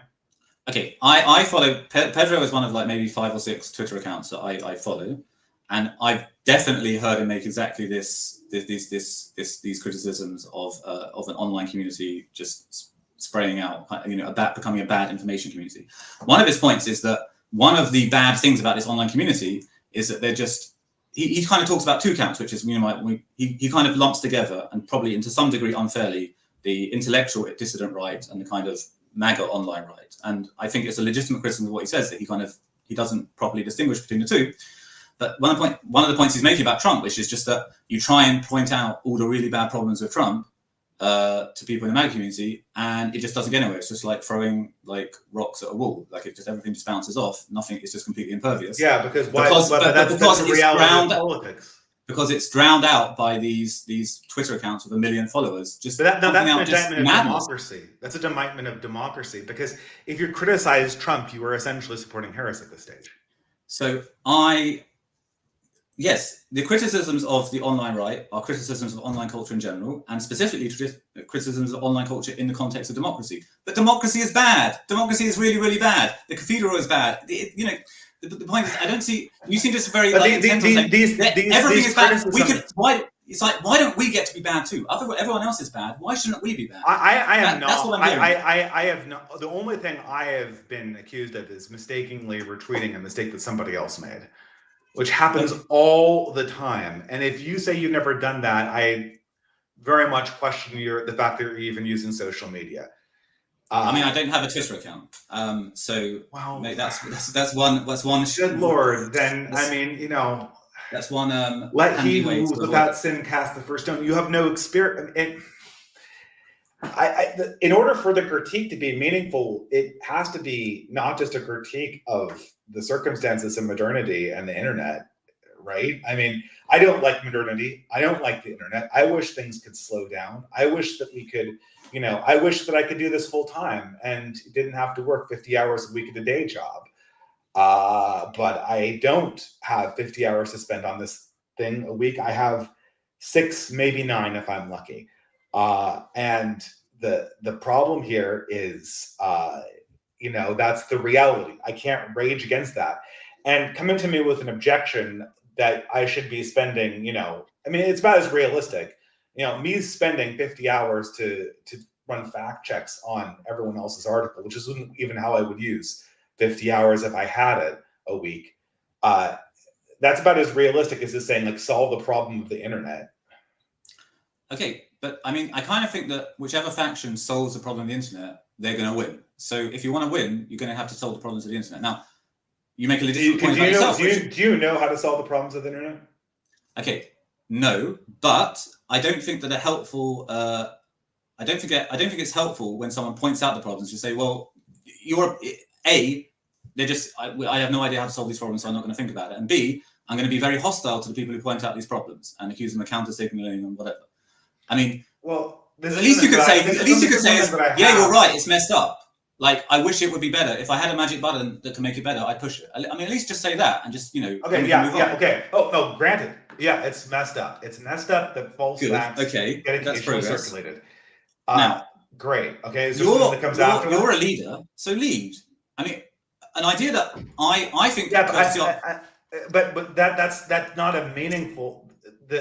You have to have some suggestion that comes after that I'm not doing. It can't be waived. I don't actually have them. The concession was if I had a magic wand, I would do it. Then the next statement of yours is, well, you're a leader, so wave the magical wand. No. I don't have a magical wand. Okay, so I'm saying 2 things. First of all, brainstorm. Get together with your other leaders and brainstorm some ideas and see what you come up with. That's A. B, you have limited free time yourself, but you have troops, you have loyal commentators, some of whom clearly have. That does not. Okay, I'll correct you here for someone who's done this. This does not work. You cannot use internet anons to do high quality work.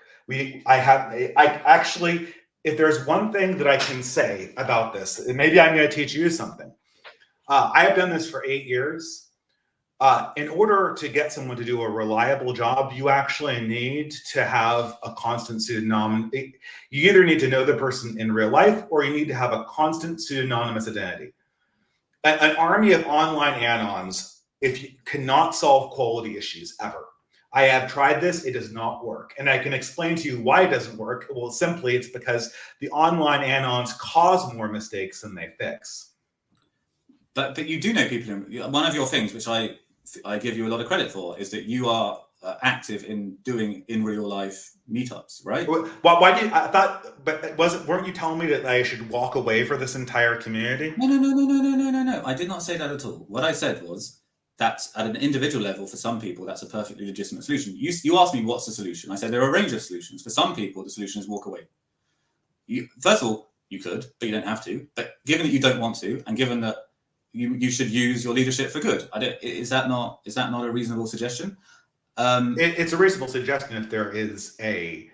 I mean, isn't that the whole feminist? Like, people make fun of feminist articles where like they have a bunch of complaints, and then like in conclusion, men need to do better, and that's it. It's like Social Security is a mess, and men need to do better. Period. Like your BuzzFeed. I suggested an idea, which is an internal fact-checking organization that in a respectful and discreet manner, tries to kind of maintain higher, epistemic standards within the online right. I don't think it's a crazy suggestion. I understand you've got a manpower issue, but like, how can you solve your manpower issue? Now, there are some other ideas, okay?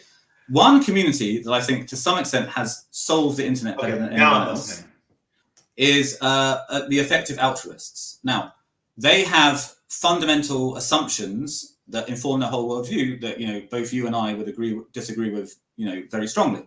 But one thing they have done quite well is create an online community where it isn't just a craziness factory. There is, and they have certain things. So, for example, Scott Alexander, every year he'll post his predictions, what he thinks is going to happen over the year, and he'll say, I'm 60% sure of this, 10% sure of this, 80% sure of this, and then a year later he goes over all of them, and everything that he's wrong about, he tries to explain, well, what was I thinking when I made this prediction?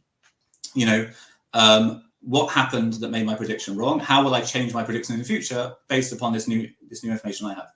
And this is a specific methodology that he's trying to do this Bayes rule thing in real life, right? This isn't good practice. There's something like that. That is a particular quirk of his, right? I used to laugh at this kind of stuff. I don't even think that solves any problems, to be honest, right? If I just rehash all of my articles and assign probabilities to them, I don't see how that would necessarily make the space we have that much better. I mean, they're all just made of probabilities anyway, right? I don't know. I don't know. I used to think that these probabilities were made up, and then someone argued quite convincingly that maybe they weren't. So I'm more agnostic on the issue now. But I mean, they compute them by doing Bayes rule, right? So they come out of a calculator. But I'm kind of a little bit of a domain expert on this. It's garbage in, garbage out, right? These numbers iterate independently, more or less independently, of what's actually going on in the world. They only converge in some kind of infinite horizon, right? Which is it's almost like a Bayes. That community is almost like a Bayes cult, so to speak, right? But what's more important than assigning the probabilities beforehand, although I object to that less than maybe I used to, is that is fixing a date a year later where you go over and you just go through. Here is everything that I was wrong about, and kind of publicly holding myself to account, and people can judge my working, and they can also judge how I've modified my working in response to new data. And I used to think this stuff was really dorky and lame, but actually, I think, especially given the inherent tendencies of an internet-based culture, I actually think that epistemic, kind of conventions like that are actually really good, and they really help you avoid the most egregious errors, and they also just they create a kind of healthy culture in which kind of you get more credibility for being right than you do for being edgy or for hitting people's dopamine receptors. And that's why I think that a lot of people. But how do you know that that's like, you know, like so you get credit? This is, I mean, first of all, like someone pointed out in the chat, Sam Bankman-Fried did all of this effective altruism stuff and then is going to go to jail for fraud. Right? So this is what everyone says. This isn't like a guard against, like, you know, I mean, it's this is a certain way of presenting your ideas. That's an aesthetic. It is not a best practice. So I guess I used to think it was an aesthetic, but I think I'm glad someone brought out Sam Bankman-Fried because I actually think it's really important. The point is not. I'm glad we could talk about this person. The point is that you will never. The point is not that you will never have bad actors who exploit a movement for kind of malign ends and try and exploit your eternal group solidarity. The relevant point is how you deal with them once they emerge. Now, one thing you can say about EA. Do you think that this probability thing is a way of detecting bad actors? One second. One thing you can say about EA is you simply cannot find a single, not one effective altruism blogger who says Sam Bankman-Fried was innocent, he's been framed. I still love Sam Bankman-Fried. They recognized a bad actor in their midst and they disavowed it. I mean, that's after he got prosecuted. Okay. I mean, that's better. That's fine. That's better than, yeah. I think that's in a sense. But no, but better than the online right. I mean, I'm not asking for perfection. Is this probability tool you're commending here? Is this a way of detecting bad actors? Because to me, it's useless. It's useless because you have no way of turning a variety of good and bad predictions into an indication of even how well someone's thinking. No, so Scott Alexander, he justifies it as follows, and I think it's not unreasonable. He says, look, yes, you're right, these numbers don't actually mean anything, but they're just a way of me telling you, giving you a rough indication, which is what language is for, of how confident I am about a prediction, which is that if I tell you I'm 100% confident about something, and then it doesn't happen, that means I was clearly and unambiguously wrong, and unless I can explain how I was wrong, and why I've changed my model of reality in response to that, that should correctly damage my credibility within the online movement I'm part of. Whereas if I say 10% and then I'm wrong, that means that I'm telling you at the outset, I think that there's a chance that this will happen, but I'm not. I don't see how does this identify bad actors? I don't see. Because what it does is if someone does this year after year, first of all, it does two things. First of all, if they're constantly wrong, then what it means is their credibility within the movement goes down. The reason why Scott that's not why people's credibility goes down. If someone it's because you don't know how relevant the predictions are. So someone could be wrong. So someone could someone could come up with a variety. So you do your beliefs at the end of the year, right? First of all, these are all prognostications, right? Almost zero of academic agents' work or Lomez's work or John Carter's work or my work or Zero H.P. Lovecraft's work. Almost none of our work at all deals with predictions about the future. So that metric is completely out there. But the second thing is, even if we were like Nate Silver doing prediction markets, how could you tell if I gave you 100 predictions, which predictions are the most important ones value-wise? I did an article about this called The Data Made Us Do It. You can't take a set of raw predictions and turn that into an evaluation of the goodness of that thing without some kind of value judgment. But I mean, who is claiming that you can? Well, first of all, I imagine the effective altruists are, or sorry, the rationalists. Okay, so what's their value system? The value system is utilitarianism, and utilitarianism is no. That answer belies the fact that you do not understand the problem. Utilitarianism simply points to another standard of value outside of itself. What is the utility function in utilitarianism? Okay, look, I'm not a utilitarian, so I'm not going to defend you. I don't really think it's a persuasive solution to the problems of So human if you do ethics. not have a utility function, then your predictions cannot be evaluated in terms of the value of the prediction you succeeded or failed, and therefore an objective evaluation of the person in this way is impossible in the way that you described it. Okay, I mean, if you're mathematically speaking. Okay, I mean, if you're asking for objectively, yes, but it is a reasonably good way, in addition to other mechanisms, for identifying people who are good commentators who contribute to the sum of human knowledge and those who don't. And one of the things about if you don't do things like this, we have to use the old-fashioned. We have to figure out whether people are lying or telling the truth, and whether they're loyal to common set of values or disloyal. And then the third standard is whether they talk about interesting things. That's what humans have always used as the standards of value. Are they trying to tell the truth?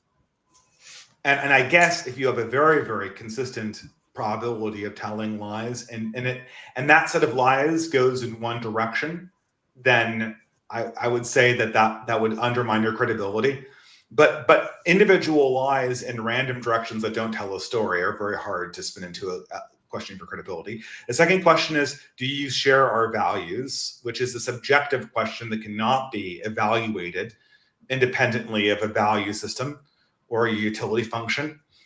And then the third thing is, do you generate interesting novel content? There are tons of artists like Bat, for instance, that they just shovel out trash all the time, but they also have moments of brilliance. How do you evaluate that? I mean, if anyone ever shoveled out trash, it would be Bronze Age pervert. But Bronze Age mindset is like a significant art piece, right? Right. So, I mean, I guess what I'm kind of saying is that it would be better if there were some kind of sanctions in place to discourage the trash and to encourage. I said this right at the beginning, I think. So, and to encourage the production of like worthy things that look. I know something like you would get a lot more cred within the dissident right sphere if your ratio of books to tweets was high rather than low. That would be great. How do you go about doing that? Well, social conventions can be prodded along in all sorts of different ways. I mean, you mentioned what's he called, the Dudley fellow who does this. Right. Yeah, he has a podcast mostly with Isaac Simpson. He has a kind of is it weekly, like a crib sheet of everything that's been going on the online right? Oh, it's my favorite blog by far. Yeah, absolutely. So he's built up a lot of. I don't really read it in particular, and I don't have an opinion on whether he's doing this or not. But we need to be clear. He does not fact check those articles. No. Wait. My point is, he's built up a lot of kind of institutional power within the online light sphere by creating this useful service. You'd agree with that?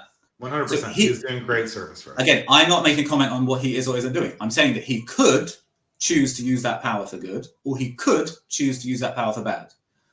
And in order to create a healthier culture or an unhealthier culture. And the same thing goes, roughly speaking, for any kind of someone who has an idea to provide a useful service within this information space. Just like, if I own the New York Times, let's say I get really, really rich and I buy the New York Times. Now, there might be obstacles that they'll refuse to sell me the New York Times, but maybe I'll just offer them insane amounts of money, and maybe I'll threaten that, I'll send around gangsters to threaten their children, and somehow I'll buy the New York Times, right? And then it's not limitless. I don't now have limitless power, but I have very significant power to inject ideas that I want to inject within the wider cathedral, right? Now, the same, and I guess Musk buying Twitter is a similar kind of idea. And the same thing goes at a smaller level. If you have a powerful platform within the online right, in all sorts of small ways, you can nudge the culture in this direction, and you can nudge the culture in that direction. Now, what I see again is I see a lot of people complaining, tearing their hair out about their frustrations with the online right, and then the people that they're not actually complaining about on the online right react very hostilely and say, "No, you're just counter-signaling. I refuse to play your game. You're not being specific enough in your criticisms." And then when you are specific in your criticisms, they say, "Well, your criticisms are trivial." And they say, "Well, I know they're trivial because it's just one example of millions of things." That's the whole point I was making at the first. I'm saying that people like you, not people like me, people like you have power to nudge the culture of the online right in a certain direction. And your energies would be better spent, instead of kind of counter signaling me, etc., just kind of doing it. That's what I'm saying. And so back to my original point, which is the only reason this whole podcast happened, which is I criticised your article on Archie Bunker and Churchill. Sure. My point about Martin Maid is this. There are ways of doing World War II revisionism that are good. So possibly my favourite single book is Sean McKeegan's Stalin's War. I'm sure you probably read it, right? If you haven't read it, I've read part of it. I've actually been following Prudentialist's podcast on it. I haven't actually got around to. So again, all of our time is limited, but when you do, I would definitely recommend when you do have time reading it. It's an incredibly good work, and it's also incredibly revisionist from the perspective of mainstream World War II revisionism. It's completely and utterly destructive.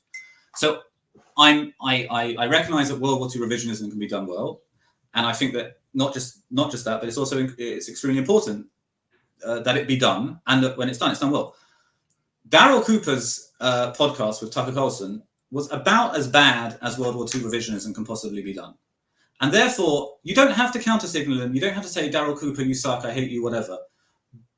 But you also don't have to promote it in your article as an example of smashing the idols of the age, because no, but it is absolutely smashing the idols of the age. The fact that he made it poorly is immaterial. It was what people were talking about. The fact that he didn't do it as well as Stalin's War, which I have not read, is immaterial. It is an example of the action that we want to undertake. Well, I would say it's exactly an example. It's a kind of a parody of the action you want to take, and therefore the most. I did not say something like Daryl Cooper is the best historian ever. He's right about everything. What I said that undermining the sacred narratives of World War II and supplanting it with a revisionistic perspective to the one that's ordinarily communicated by the mainstream is absolutely essential, and that's why the fight over Churchill is important. That's why it's important to leave behind as somebody on the right. But my point is that when you lead, when your World War II revisionism is that bad, what you actually do is you reinforce the prevalent mythology, because the truth is the prevalent mythology is actually less wrong than what Daryl Cooper was attempting to do on that podcast. Now, I think it's fair to say that Daryl Cooper has strengths as a historian, history podcaster, as someone who can absorb a lot of information and then present it in a comprehensible form, and that he's just not very good at interviews. And on top of that, Tucker Carlson is not a good interviewer. And on top of that, you have the format, which is maximizing for eyeballs and not maximizing for truth. So all of that, I think you can say, are legitimate extenuating factors, which mean that you don't have to, if you don't want to, dump on Daryl Cooper. I personally don't like Daryl Cooper for other reasons, so I feel I don't have a problem with dumping on Daryl Cooper. I actually don't. I actually got really irritated at his atheism, to be honest. Is he an atheist? I thought he was some sort of Marcionist kind of neo-Christian. Maybe he is a Marcionist. He went on this whole tirade about how God is evil or whatever, and I gave him a lot of shit for that on Twitter the other year. You know, right? So the thing is, I don't like the fact that I hated his point of view on that. Does not. He could have shit religious opinions if the powers that be are going after him, trying to cancel him. I'm not going to choose that point to air my grievances against his shit theology. So this is what. So the point is, this is the fallacy of the undistributed middle. There aren't two options, which is that I kind of boost him or I counter-signal him. You literally can just not say anything. You don't have to kind of. And this idea that my incorporation of Daryl Cooper was not. His presence in my article was not a statement on his work. It was exclusively limited to the question over Winston Churchill and specifically the conservative reaction to it. This is the point. The reason why I brought this up, and this, I think you may have missed this. The thing that really interested me about it had nothing to do with Daryl Cooper or anything said outside of Churchill. The thing that was the critical point was that all of the conservative thought sphere, or an enormous number of the Nordic conservatives, were more angry at Daryl Cooper criticizing Churchill than they were angry about him criticizing God. That is part of their public record now. That is indicative of a certain attitude that I consider pathological. And that was the point of me mentioning Daryl Cooper.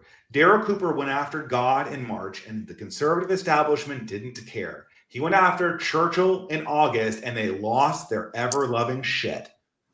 That indicates that they have a problem with their mythological understanding of the world. That is the idol that needs to fall. If Churchill is taking up more intellectual real estate than the God of Abraham, then Churchill is officially an idol and Churchill needs to fall. Now, I'm sure Darrell Cooper is wrong about any number of things. He's obviously wrong about God, in my honest opinion, which is more important than Churchill, in my opinion, as well. But in that particular moment, it was important to say something about Darrell Cooper in the capacity of his example as an iconoclast, which is exactly the behavior I was commending in my article. So I would say, okay, two or maybe three things. The first thing is, I think you should do an effective altruism kind of thing, and you should do a poll of your readers, and you should say, of my readers, when you read the article originally, what percentage of them took this as a more or less a endorsement of the content of that podcast?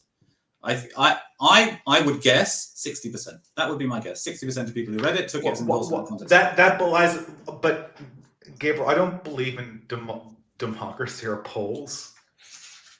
I wrote this article for the people who matter, which are the people who are my personal friends, who are the intellectually serious people in this sphere. And I'm pretty sure that they didn't read the article as, I like Darrell Cooper, the fan appreciation post, even though he only appeared in 2 paragraphs. No, I'm not. And again, this is undistributed middle. I'm not saying that anyone would have read it and think, wow, Dave Green really loves Darrell Cooper. I'm surprised because he used to hate him. No, what I'm saying is that I think most people who read that will take away from that. They'll just add it into their kind of mental thing as, right, I know there's this big debate about Darrell Cooper. Some people say he's full of crap. Some people say that he was really good.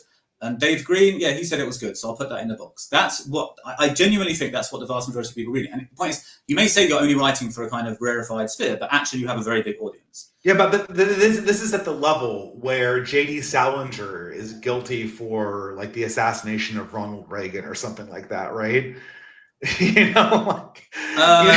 Like insane kooky people will read your shit and think something that you didn't say. I don't think it's insane kooky people. That's fine. It's not insane kooky people. I think it's more just people who aren't particularly. They don't have time or the inclination to learn a lot about World War II history.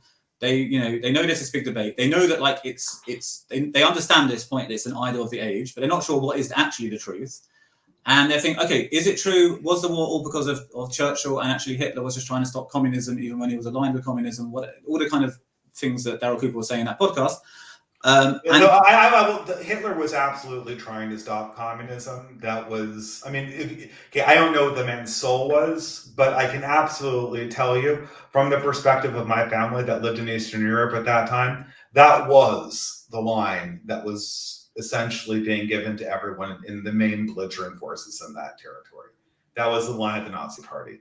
That's not false history. That is an important correction to be made on top of the narrative. Well, there was a 2-year period in which he was aligned with the Soviet Union, and he wanted to add them. I understand that. The Comintern Pact. This is like that does rather belie that as a thesis. It fits more easily with a thesis that the anti-communism stuff was. So, is your thesis here that anti-communism was not a mainstay political platform of the Nazi Party?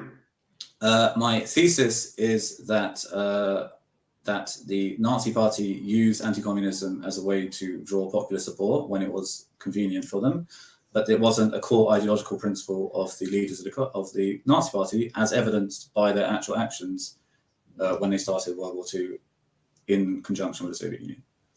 That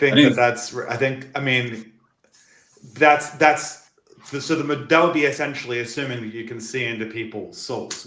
What's the textual evidence for the fact that they were all pro-communist? I didn't say they were pro-communist. I said what's the textual evidence that they didn't care about communism or thought it was a.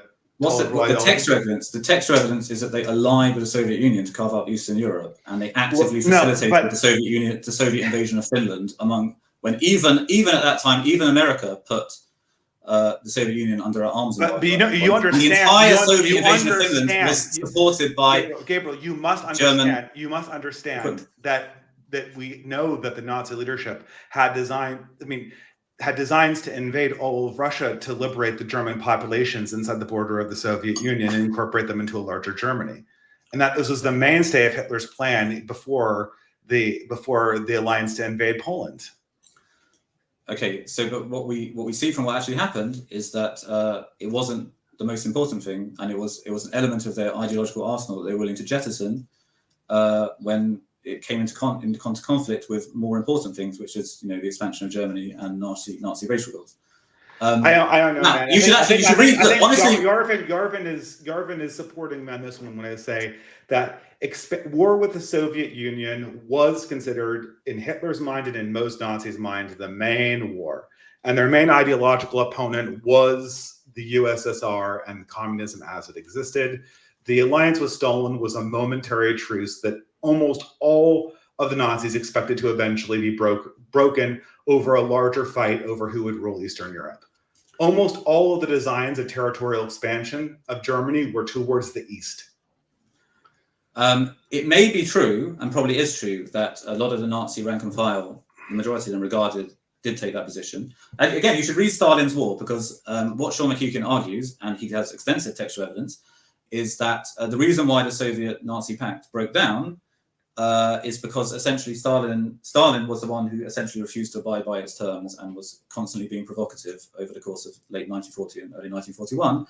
And if Hitler had his way, it would have been permanent. It would have been made permanent, and the Soviet Union would have been added to the Anti-Comintern Pact, which would of course have to be renamed something else. In fact, they renamed the Anti-Comintern Pact in order that the Soviet Union join.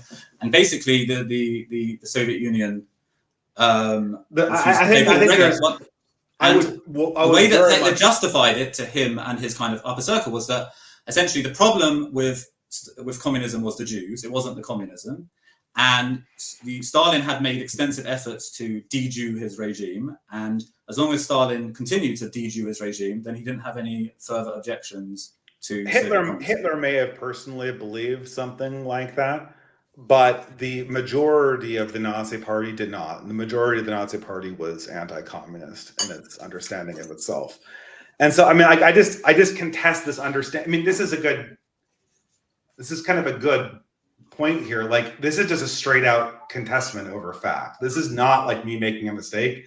This is just me challenging like your perception of I guess we are talking about a collective, so it's hard to characterize what the collective wanted. And a lot of this is based on sort of my admittedly firsthand experience talking to people from this time. But this was I have a hard time believing that that's the case, to be honest.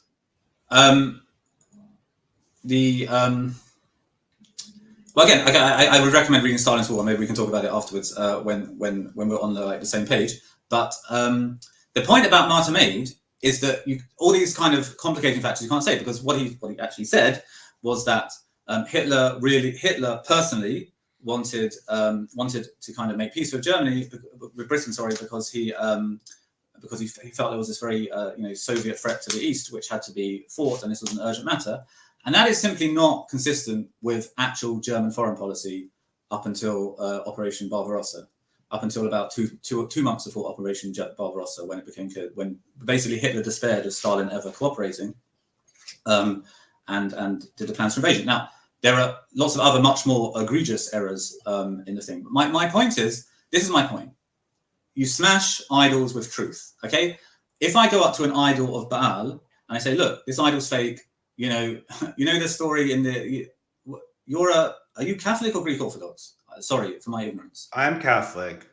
So you don't hold that the extra parts of the Book of Daniel are canonical, right?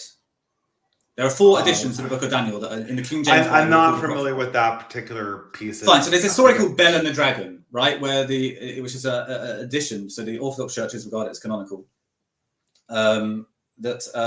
I guess Catholics regard it as apocrypha. That they had these statues to Bel, which is I guess the Persian word for Baal, and they would feed them food. And then the priest would run in during the night, take away the food, And then they go, look, the idols ate the food. You see, they are real after all. And then this was exposed as being fake. My point is that there's no great win if I expose Bel as fake, and then I say, okay, but you should worship Astarte or Zeus or Mars or whatever. Like, it doesn't. I agree. So my point is and the more central you smash idols with truth, and the more central the idols are to the symbolic order of the regime, the more important it is to stick completely rigorously to truth. And therefore, World War II revisionism. Let's say there are other subjects you can afford. You don't have to be such a fact checker. You can afford a mistake here, a mistake there. I mean, are we gonna like endlessly litigate like hypothetical plans of the Nazi Party in the event that no? I mean, we could go on that forever, right? No, but I mean, even in this conversation, I'm completely unconvinced of your interpretation. But there are other points which were more egregious, and but even actually, the truth is, even the very small points, yes, actually, if given the centrality of it, yes, you actually have to be, if you want to demythologize World War II, you have to be completely 100% correct in everything you say. It's more important on this issue than perhaps any other issue to not give in to the temptation to be flimsy with that. Because of its centrality. That is the idol. The idea that World War II is the most important thing to ever happen in human history is part of the idol that I want to deconstruct. Right there. That statement you just made it's not factual, it's value-based. The idea that a statement about Hitler is more important than a statement about Tamerlane, or a statement about Genghis Khan, or a statement about Napoleon, that is what I think is the idol. The idea that this is the fundamental historical moment that contains all others.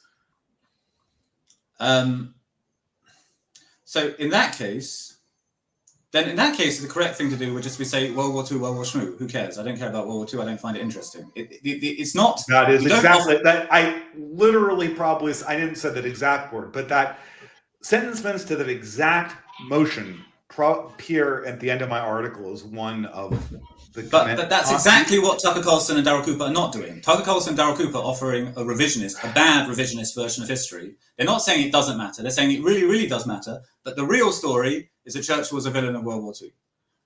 And I'm saying that this is very regrettable because it's not true. It's definitely. Well, that's a value statement. Like, Churchill was a villain of World War II is not a fact. It is a value statement. Correct?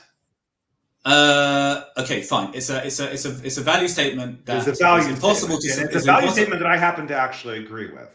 Okay, so I think it's a value statement that is impossible to justify based upon a combination of looking at the evidence and a reasonable view of ethics. My view is that the villain of World War II is Stalin, and the second villain is Hitler, and Churchill doesn't even make the list of villains of World War II because FDR is way above him. I mean, a general point is, of all the versions of World War II revisionism, the Pat Buchanan, Britain forced America into the war, is the most dumb and just retarded version of World War II revisionism. It really isn't. It really is a really low IQ version of World War II revisionism. There's so much better versions that you could go with. I don't know why anyone would even be minded to go with such a version. But if you're gonna go with that, don't say just crap the Holocaust happened because they took too much. The Germans were surprised by how many POWs they took, and they didn't have enough food, and therefore they thought the most humane thing to kill them with. Because that's wrong on two counts. A, it's not true about Jews. It's true about Russian POWs. It's true that large amounts of Russian POWs died because they didn't have enough food. It isn't true about Jews. But all of this wait. But also, they knew in advance because Hitler said in advance, we know there's not enough food.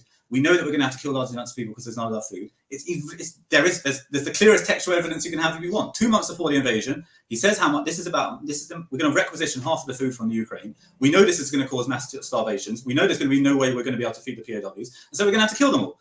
So it's wrong on just 2 counts, and it's just abysmally wrong thing to say. I happen to disagree with this characterization on Daryl Cooper, but the exact means of how people died in World War II is exactly the kind of thing I think we should not be relitigating. If you send a bunch of people to camps and they died, you murdered them. That's what the message should be. And that happened one hell of a lot of times across the early 20th century. It happened again. It happened to Germans after World War II. Some people I'm related to but never knew got caught up in that and perished. This happened a lot during this time. The idol is the value placed in this that puts it so far above everything else that we have in our contemporary imagination. And, that is the idol that I'm trying to tear down. It's the value judgment that is the idol. The value judgment is the idol. The facts on the ground, I very much disagree with your motivations on the Nazi Party, which is a fact. And I'm basing that on kind of my own primary sources, but I'd have to compare them and see how much refutation I can find in the primary sources that apparently exist in this book that I haven't read that says that the Germans didn't really care about communism. By and large, not what I said, by the way. Not that's not what I said. But fine, okay, go on. That the Nazi Party. I said that Hitler and the upper echelons of the Nazi Party regarded anti-communism as a lower level, when push came to shove, as a lower level priority than their other priorities, and that's demonstrative. The proof of that is what they did. That's all. You can say Germans, but I didn't say Germans. I said Hitler and Nazis, people who allied themselves with the Nazi Party. The people who ran Germany and were key decision makers, 1933 to 1945. Yes. So this is a question of fact that concerns hidden motivations. And I guess I'm more likely to believe that the decision makers believe like the average Nazi supporter. Until I see extraordinary evidence to the contrary, I will continue to believe that the leadership believed more or less the same thing than your average mid-ranking party member / SS officer. I will continue to believe that until I see. Maybe it exists in Stalin's war that you have, the primary source evidence that shows that they didn't believe this specifically, and I'll change my opinion, right? But that factual point is not the idol. The idol is the thing that tells you that the hidden motivations of these people in 1930 are more important than the hidden motivations of anyone else at any other period of time. It's the value statement that is the problem. It's the value statement that says Churchill is a hero and not Churchill is a villain, which again is a value statement, not a fact, right?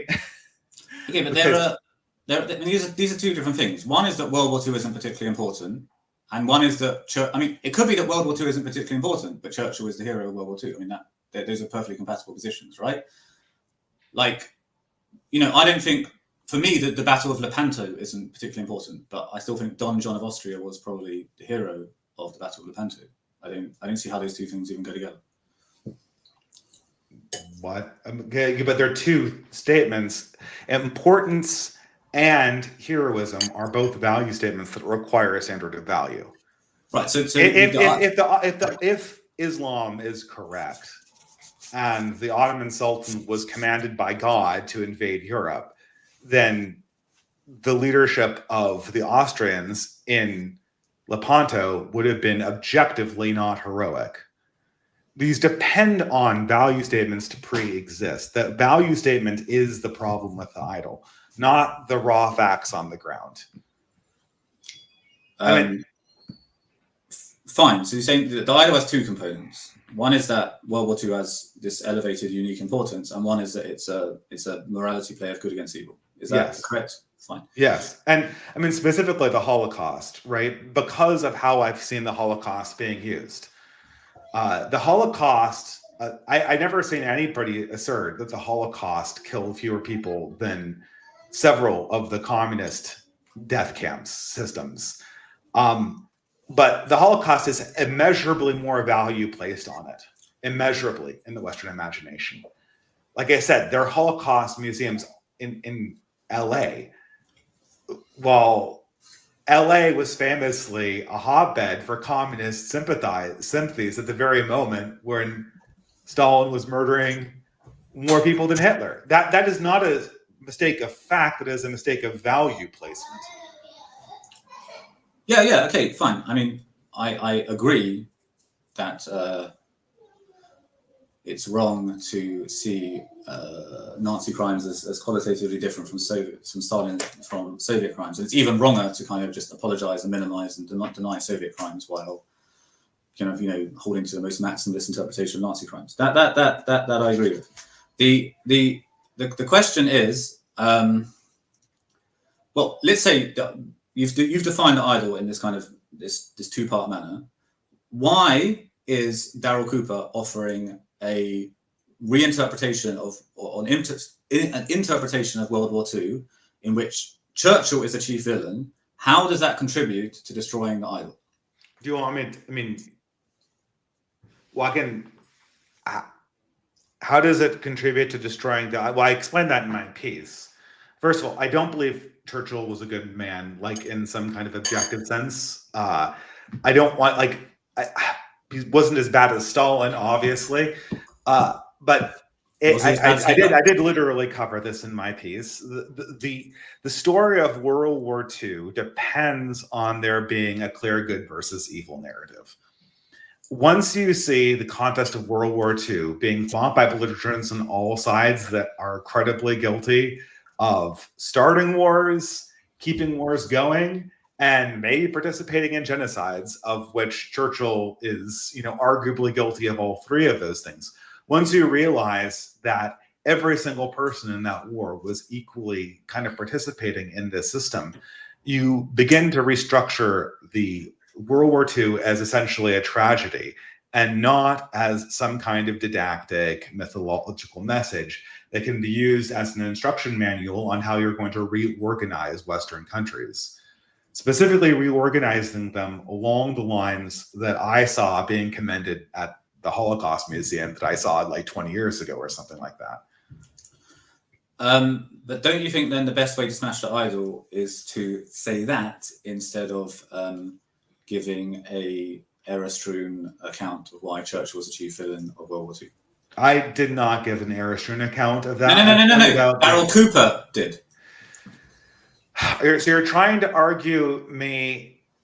This is the problem, man. I don't know what you want me to say. I've already extensively described a major difference I have with Daryl Cooper, that I got into huge Twitter beef with him in March. I'm sure that Daryl Cooper's account has a lot of errors in it of World War II. It's less important than the fact that he hates God or thinks he's a villain. That's more important in my book. So certainly, I can't communicate. I guess I just don't see how you would read that as Daryl Cooper. I don't think anyone read my article as Daryl Cooper, a fan appreciation of the things that he's written. The question is over Churchill and his memory, not over various things that Daryl Cooper has mined over the course of even that interview. So I actually don't think it was really about Churchill and his memory. I think it was mostly about Hitler and his memory, because the consistent... Again, you're talking about Daryl Cooper, not me. Yes. I don't think I meant Hitler. Maybe I mentioned Hitler once. The consistent theme in Daryl Cooper's interview with Tucker Carlson isn't actually kind of, manipulating information. But certainly Daryl Cooper's opinion on Hitler is less important than Daryl Cooper's opinion about God, right? Right, he didn't say his opinion. The point is, I think I think most people in the conservative normie... But you're engaging in the very idol that I'm attacking right now. Right? No. I know Daryl Cooper is wrong about a very major issue, more major than his problems with Hitler and Churchill. So my point is that in terms of attacking idols, I think that Daryl Cooper is precisely not the way to attack idols. The way to attack idols is to get all your facts correct. Now, you might say the most effective way to get the idols is just to be completely blasé and not even care about facts and just kind of be, well, whatever, World War II, who knows? Did it start in 1939? I don't know. That's super effective, maybe. But what Daryl Cooper wasn't even doing that. Daryl Cooper was arguing about World War II with the assumption it's extremely important, possibly the most important event in history. Just that instead of thinking Hitler was a chief villain, he thinks Churchill was a chief villain. And I would say that's precisely the wrong way to demythologize World War II. and therefore kind of citing it as an example. I would cite that as an example of, as a very good example of why the online right information system is broken. It takes people who are in some ways quite talented, like Darryl Cooper is. This question is not. Well, that's what I was talking about. Okay, you don't have to be interested in what I'm talking about, but that's what I was talking about in a note. Like, the issue is not the information about World War II. The issue is the values we assign to the people in World War II. Okay, but like one thing I do mention in my article, Churchill's crimes were well known before Darryl Cooper. There is a huge protest at my university with his involvement in the Bengali famine. This has been relitigated 1,000 times before. It's been kicked around the academic press. The problem is that somehow this is all ignored and they present Churchill as a hero after, or a non-villain in the story, which keeps the story going in terms of values. Okay, so parenthetically, and very parenthetically, I do think there's something a bit kind of distasteful about taking these libels about Churchill, like the communist historians produce, and kind of using them as part of your World War II revisionism. I don't think it's really accurate to say that Churchill was responsible for the Bengali famine, and a lot of the I think I agree with you on that. You know, a lot of the quotations that are widely circulated are literally just forgeries. Like, there are literal forgeries going on about that Churchill said this or Churchill said this about, and it's just not like, they just, when you trace them, yeah, it was actually a good subset. That is fair. You go back to nothing. And I think I think there's something a bit weird and creepy about like hating Churchill. Like, you can disagree with... Okay, no. I'm not doing the weird and creepy thing. No, why not? No, I've done this. This is like the most unreliable thing imaginable. Weird and creepy has everyone convinced that J.D. Vance is a racist, misogynist, loser incel.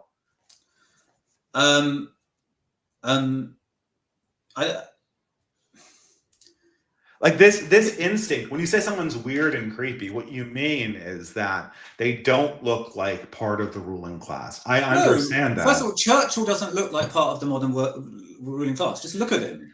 Like, Churchill was a cool guy. Like, no. But he knew Latin. He wrote incredibly learned, well-written books. Saying I think having a negative opinion about Churchill is weird and creepy.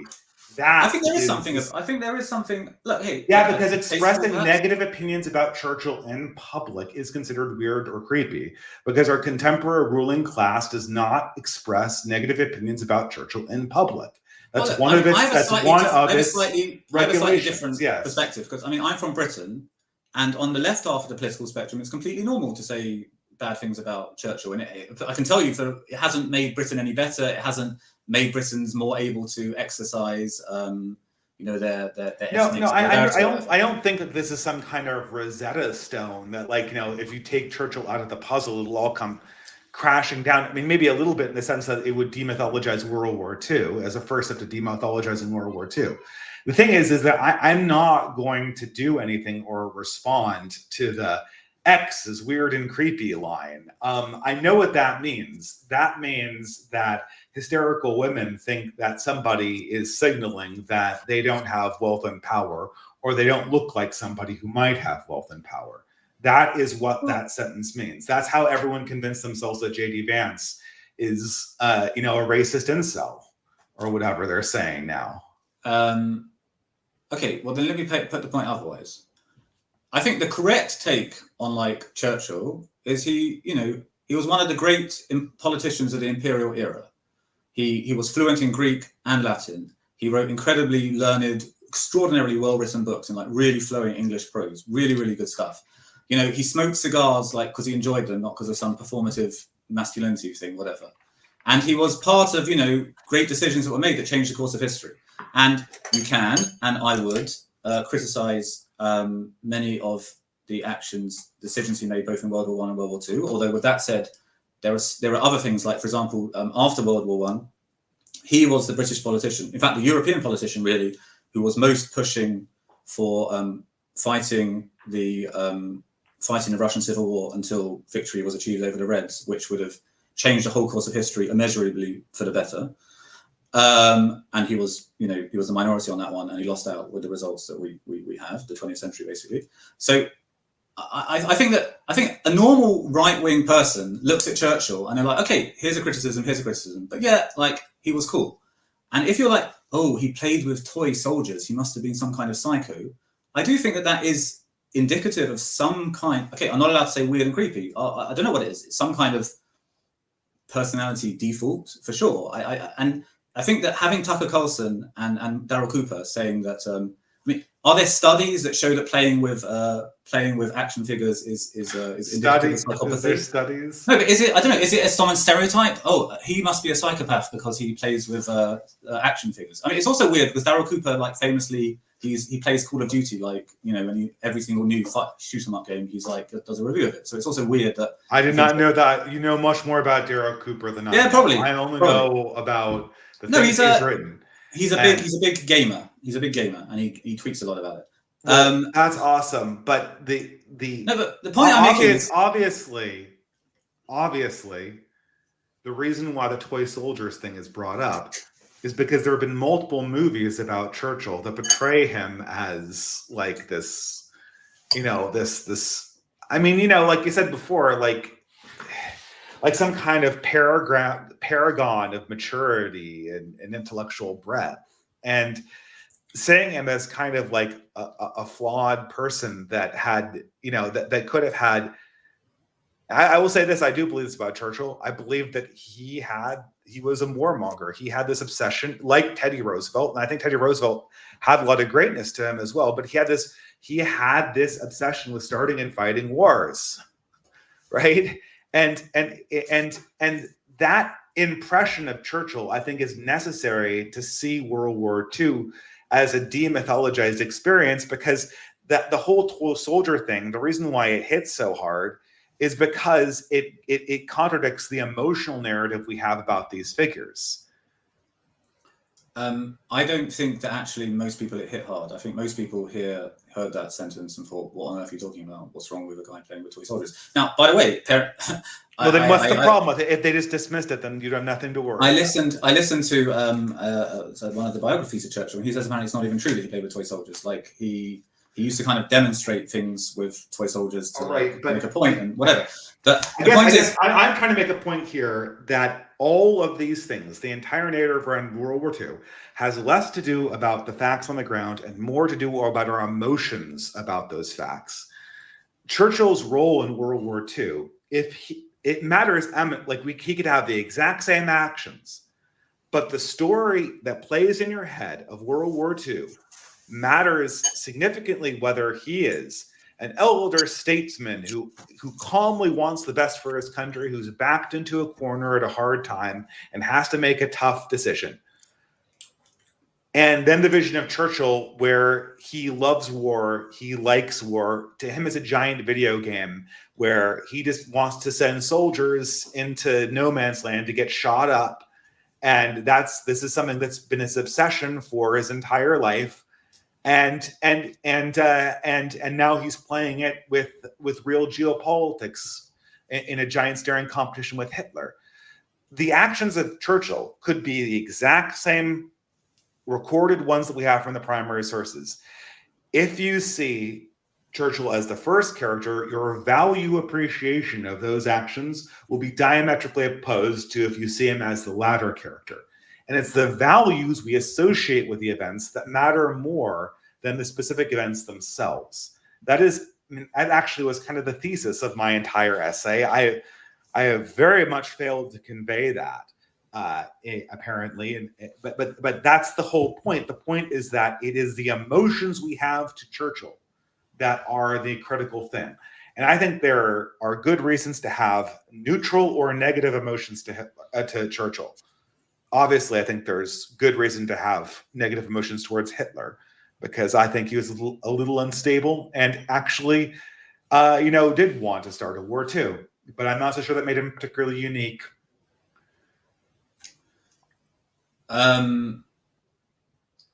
Okay, so I'll briefly reiterate my point, which is that I think from a grounded right-wing perspective, I think the most natural view to have of Stalin, Churchill, is a positive one. In order to have a negative view of Churchill, you really have to have, I think, certain value systems that are generally speaking associated with, you know, left-wing culture and personality, which is why, of course, most of the anti-Churchill revisionist history is produced by left-wingers. And Daryl Cooper, you know, he's only kind of half a right-winger. He also has this kind of like strong bleeding heart kind of side, which is, I think, why it's easy for him to have this like anti-Churchill view. But I mean, that's heretical religion too. But you know, but my main point. Okay, I don't know. I think maybe we're running out of steam. Maybe you agree. And it's actually it's early for me. Or not so early as it was. It's getting late. But it's very late for you. Yeah. So I will reiterate my position, which is this. It's very, very important for a movement that is online, a movement that is weak, and a movement that wants to achieve things to have the highest possible epistemic standards. Among large numbers of other people, do not believe that the dissident right has these standards or even attempts to have these standards.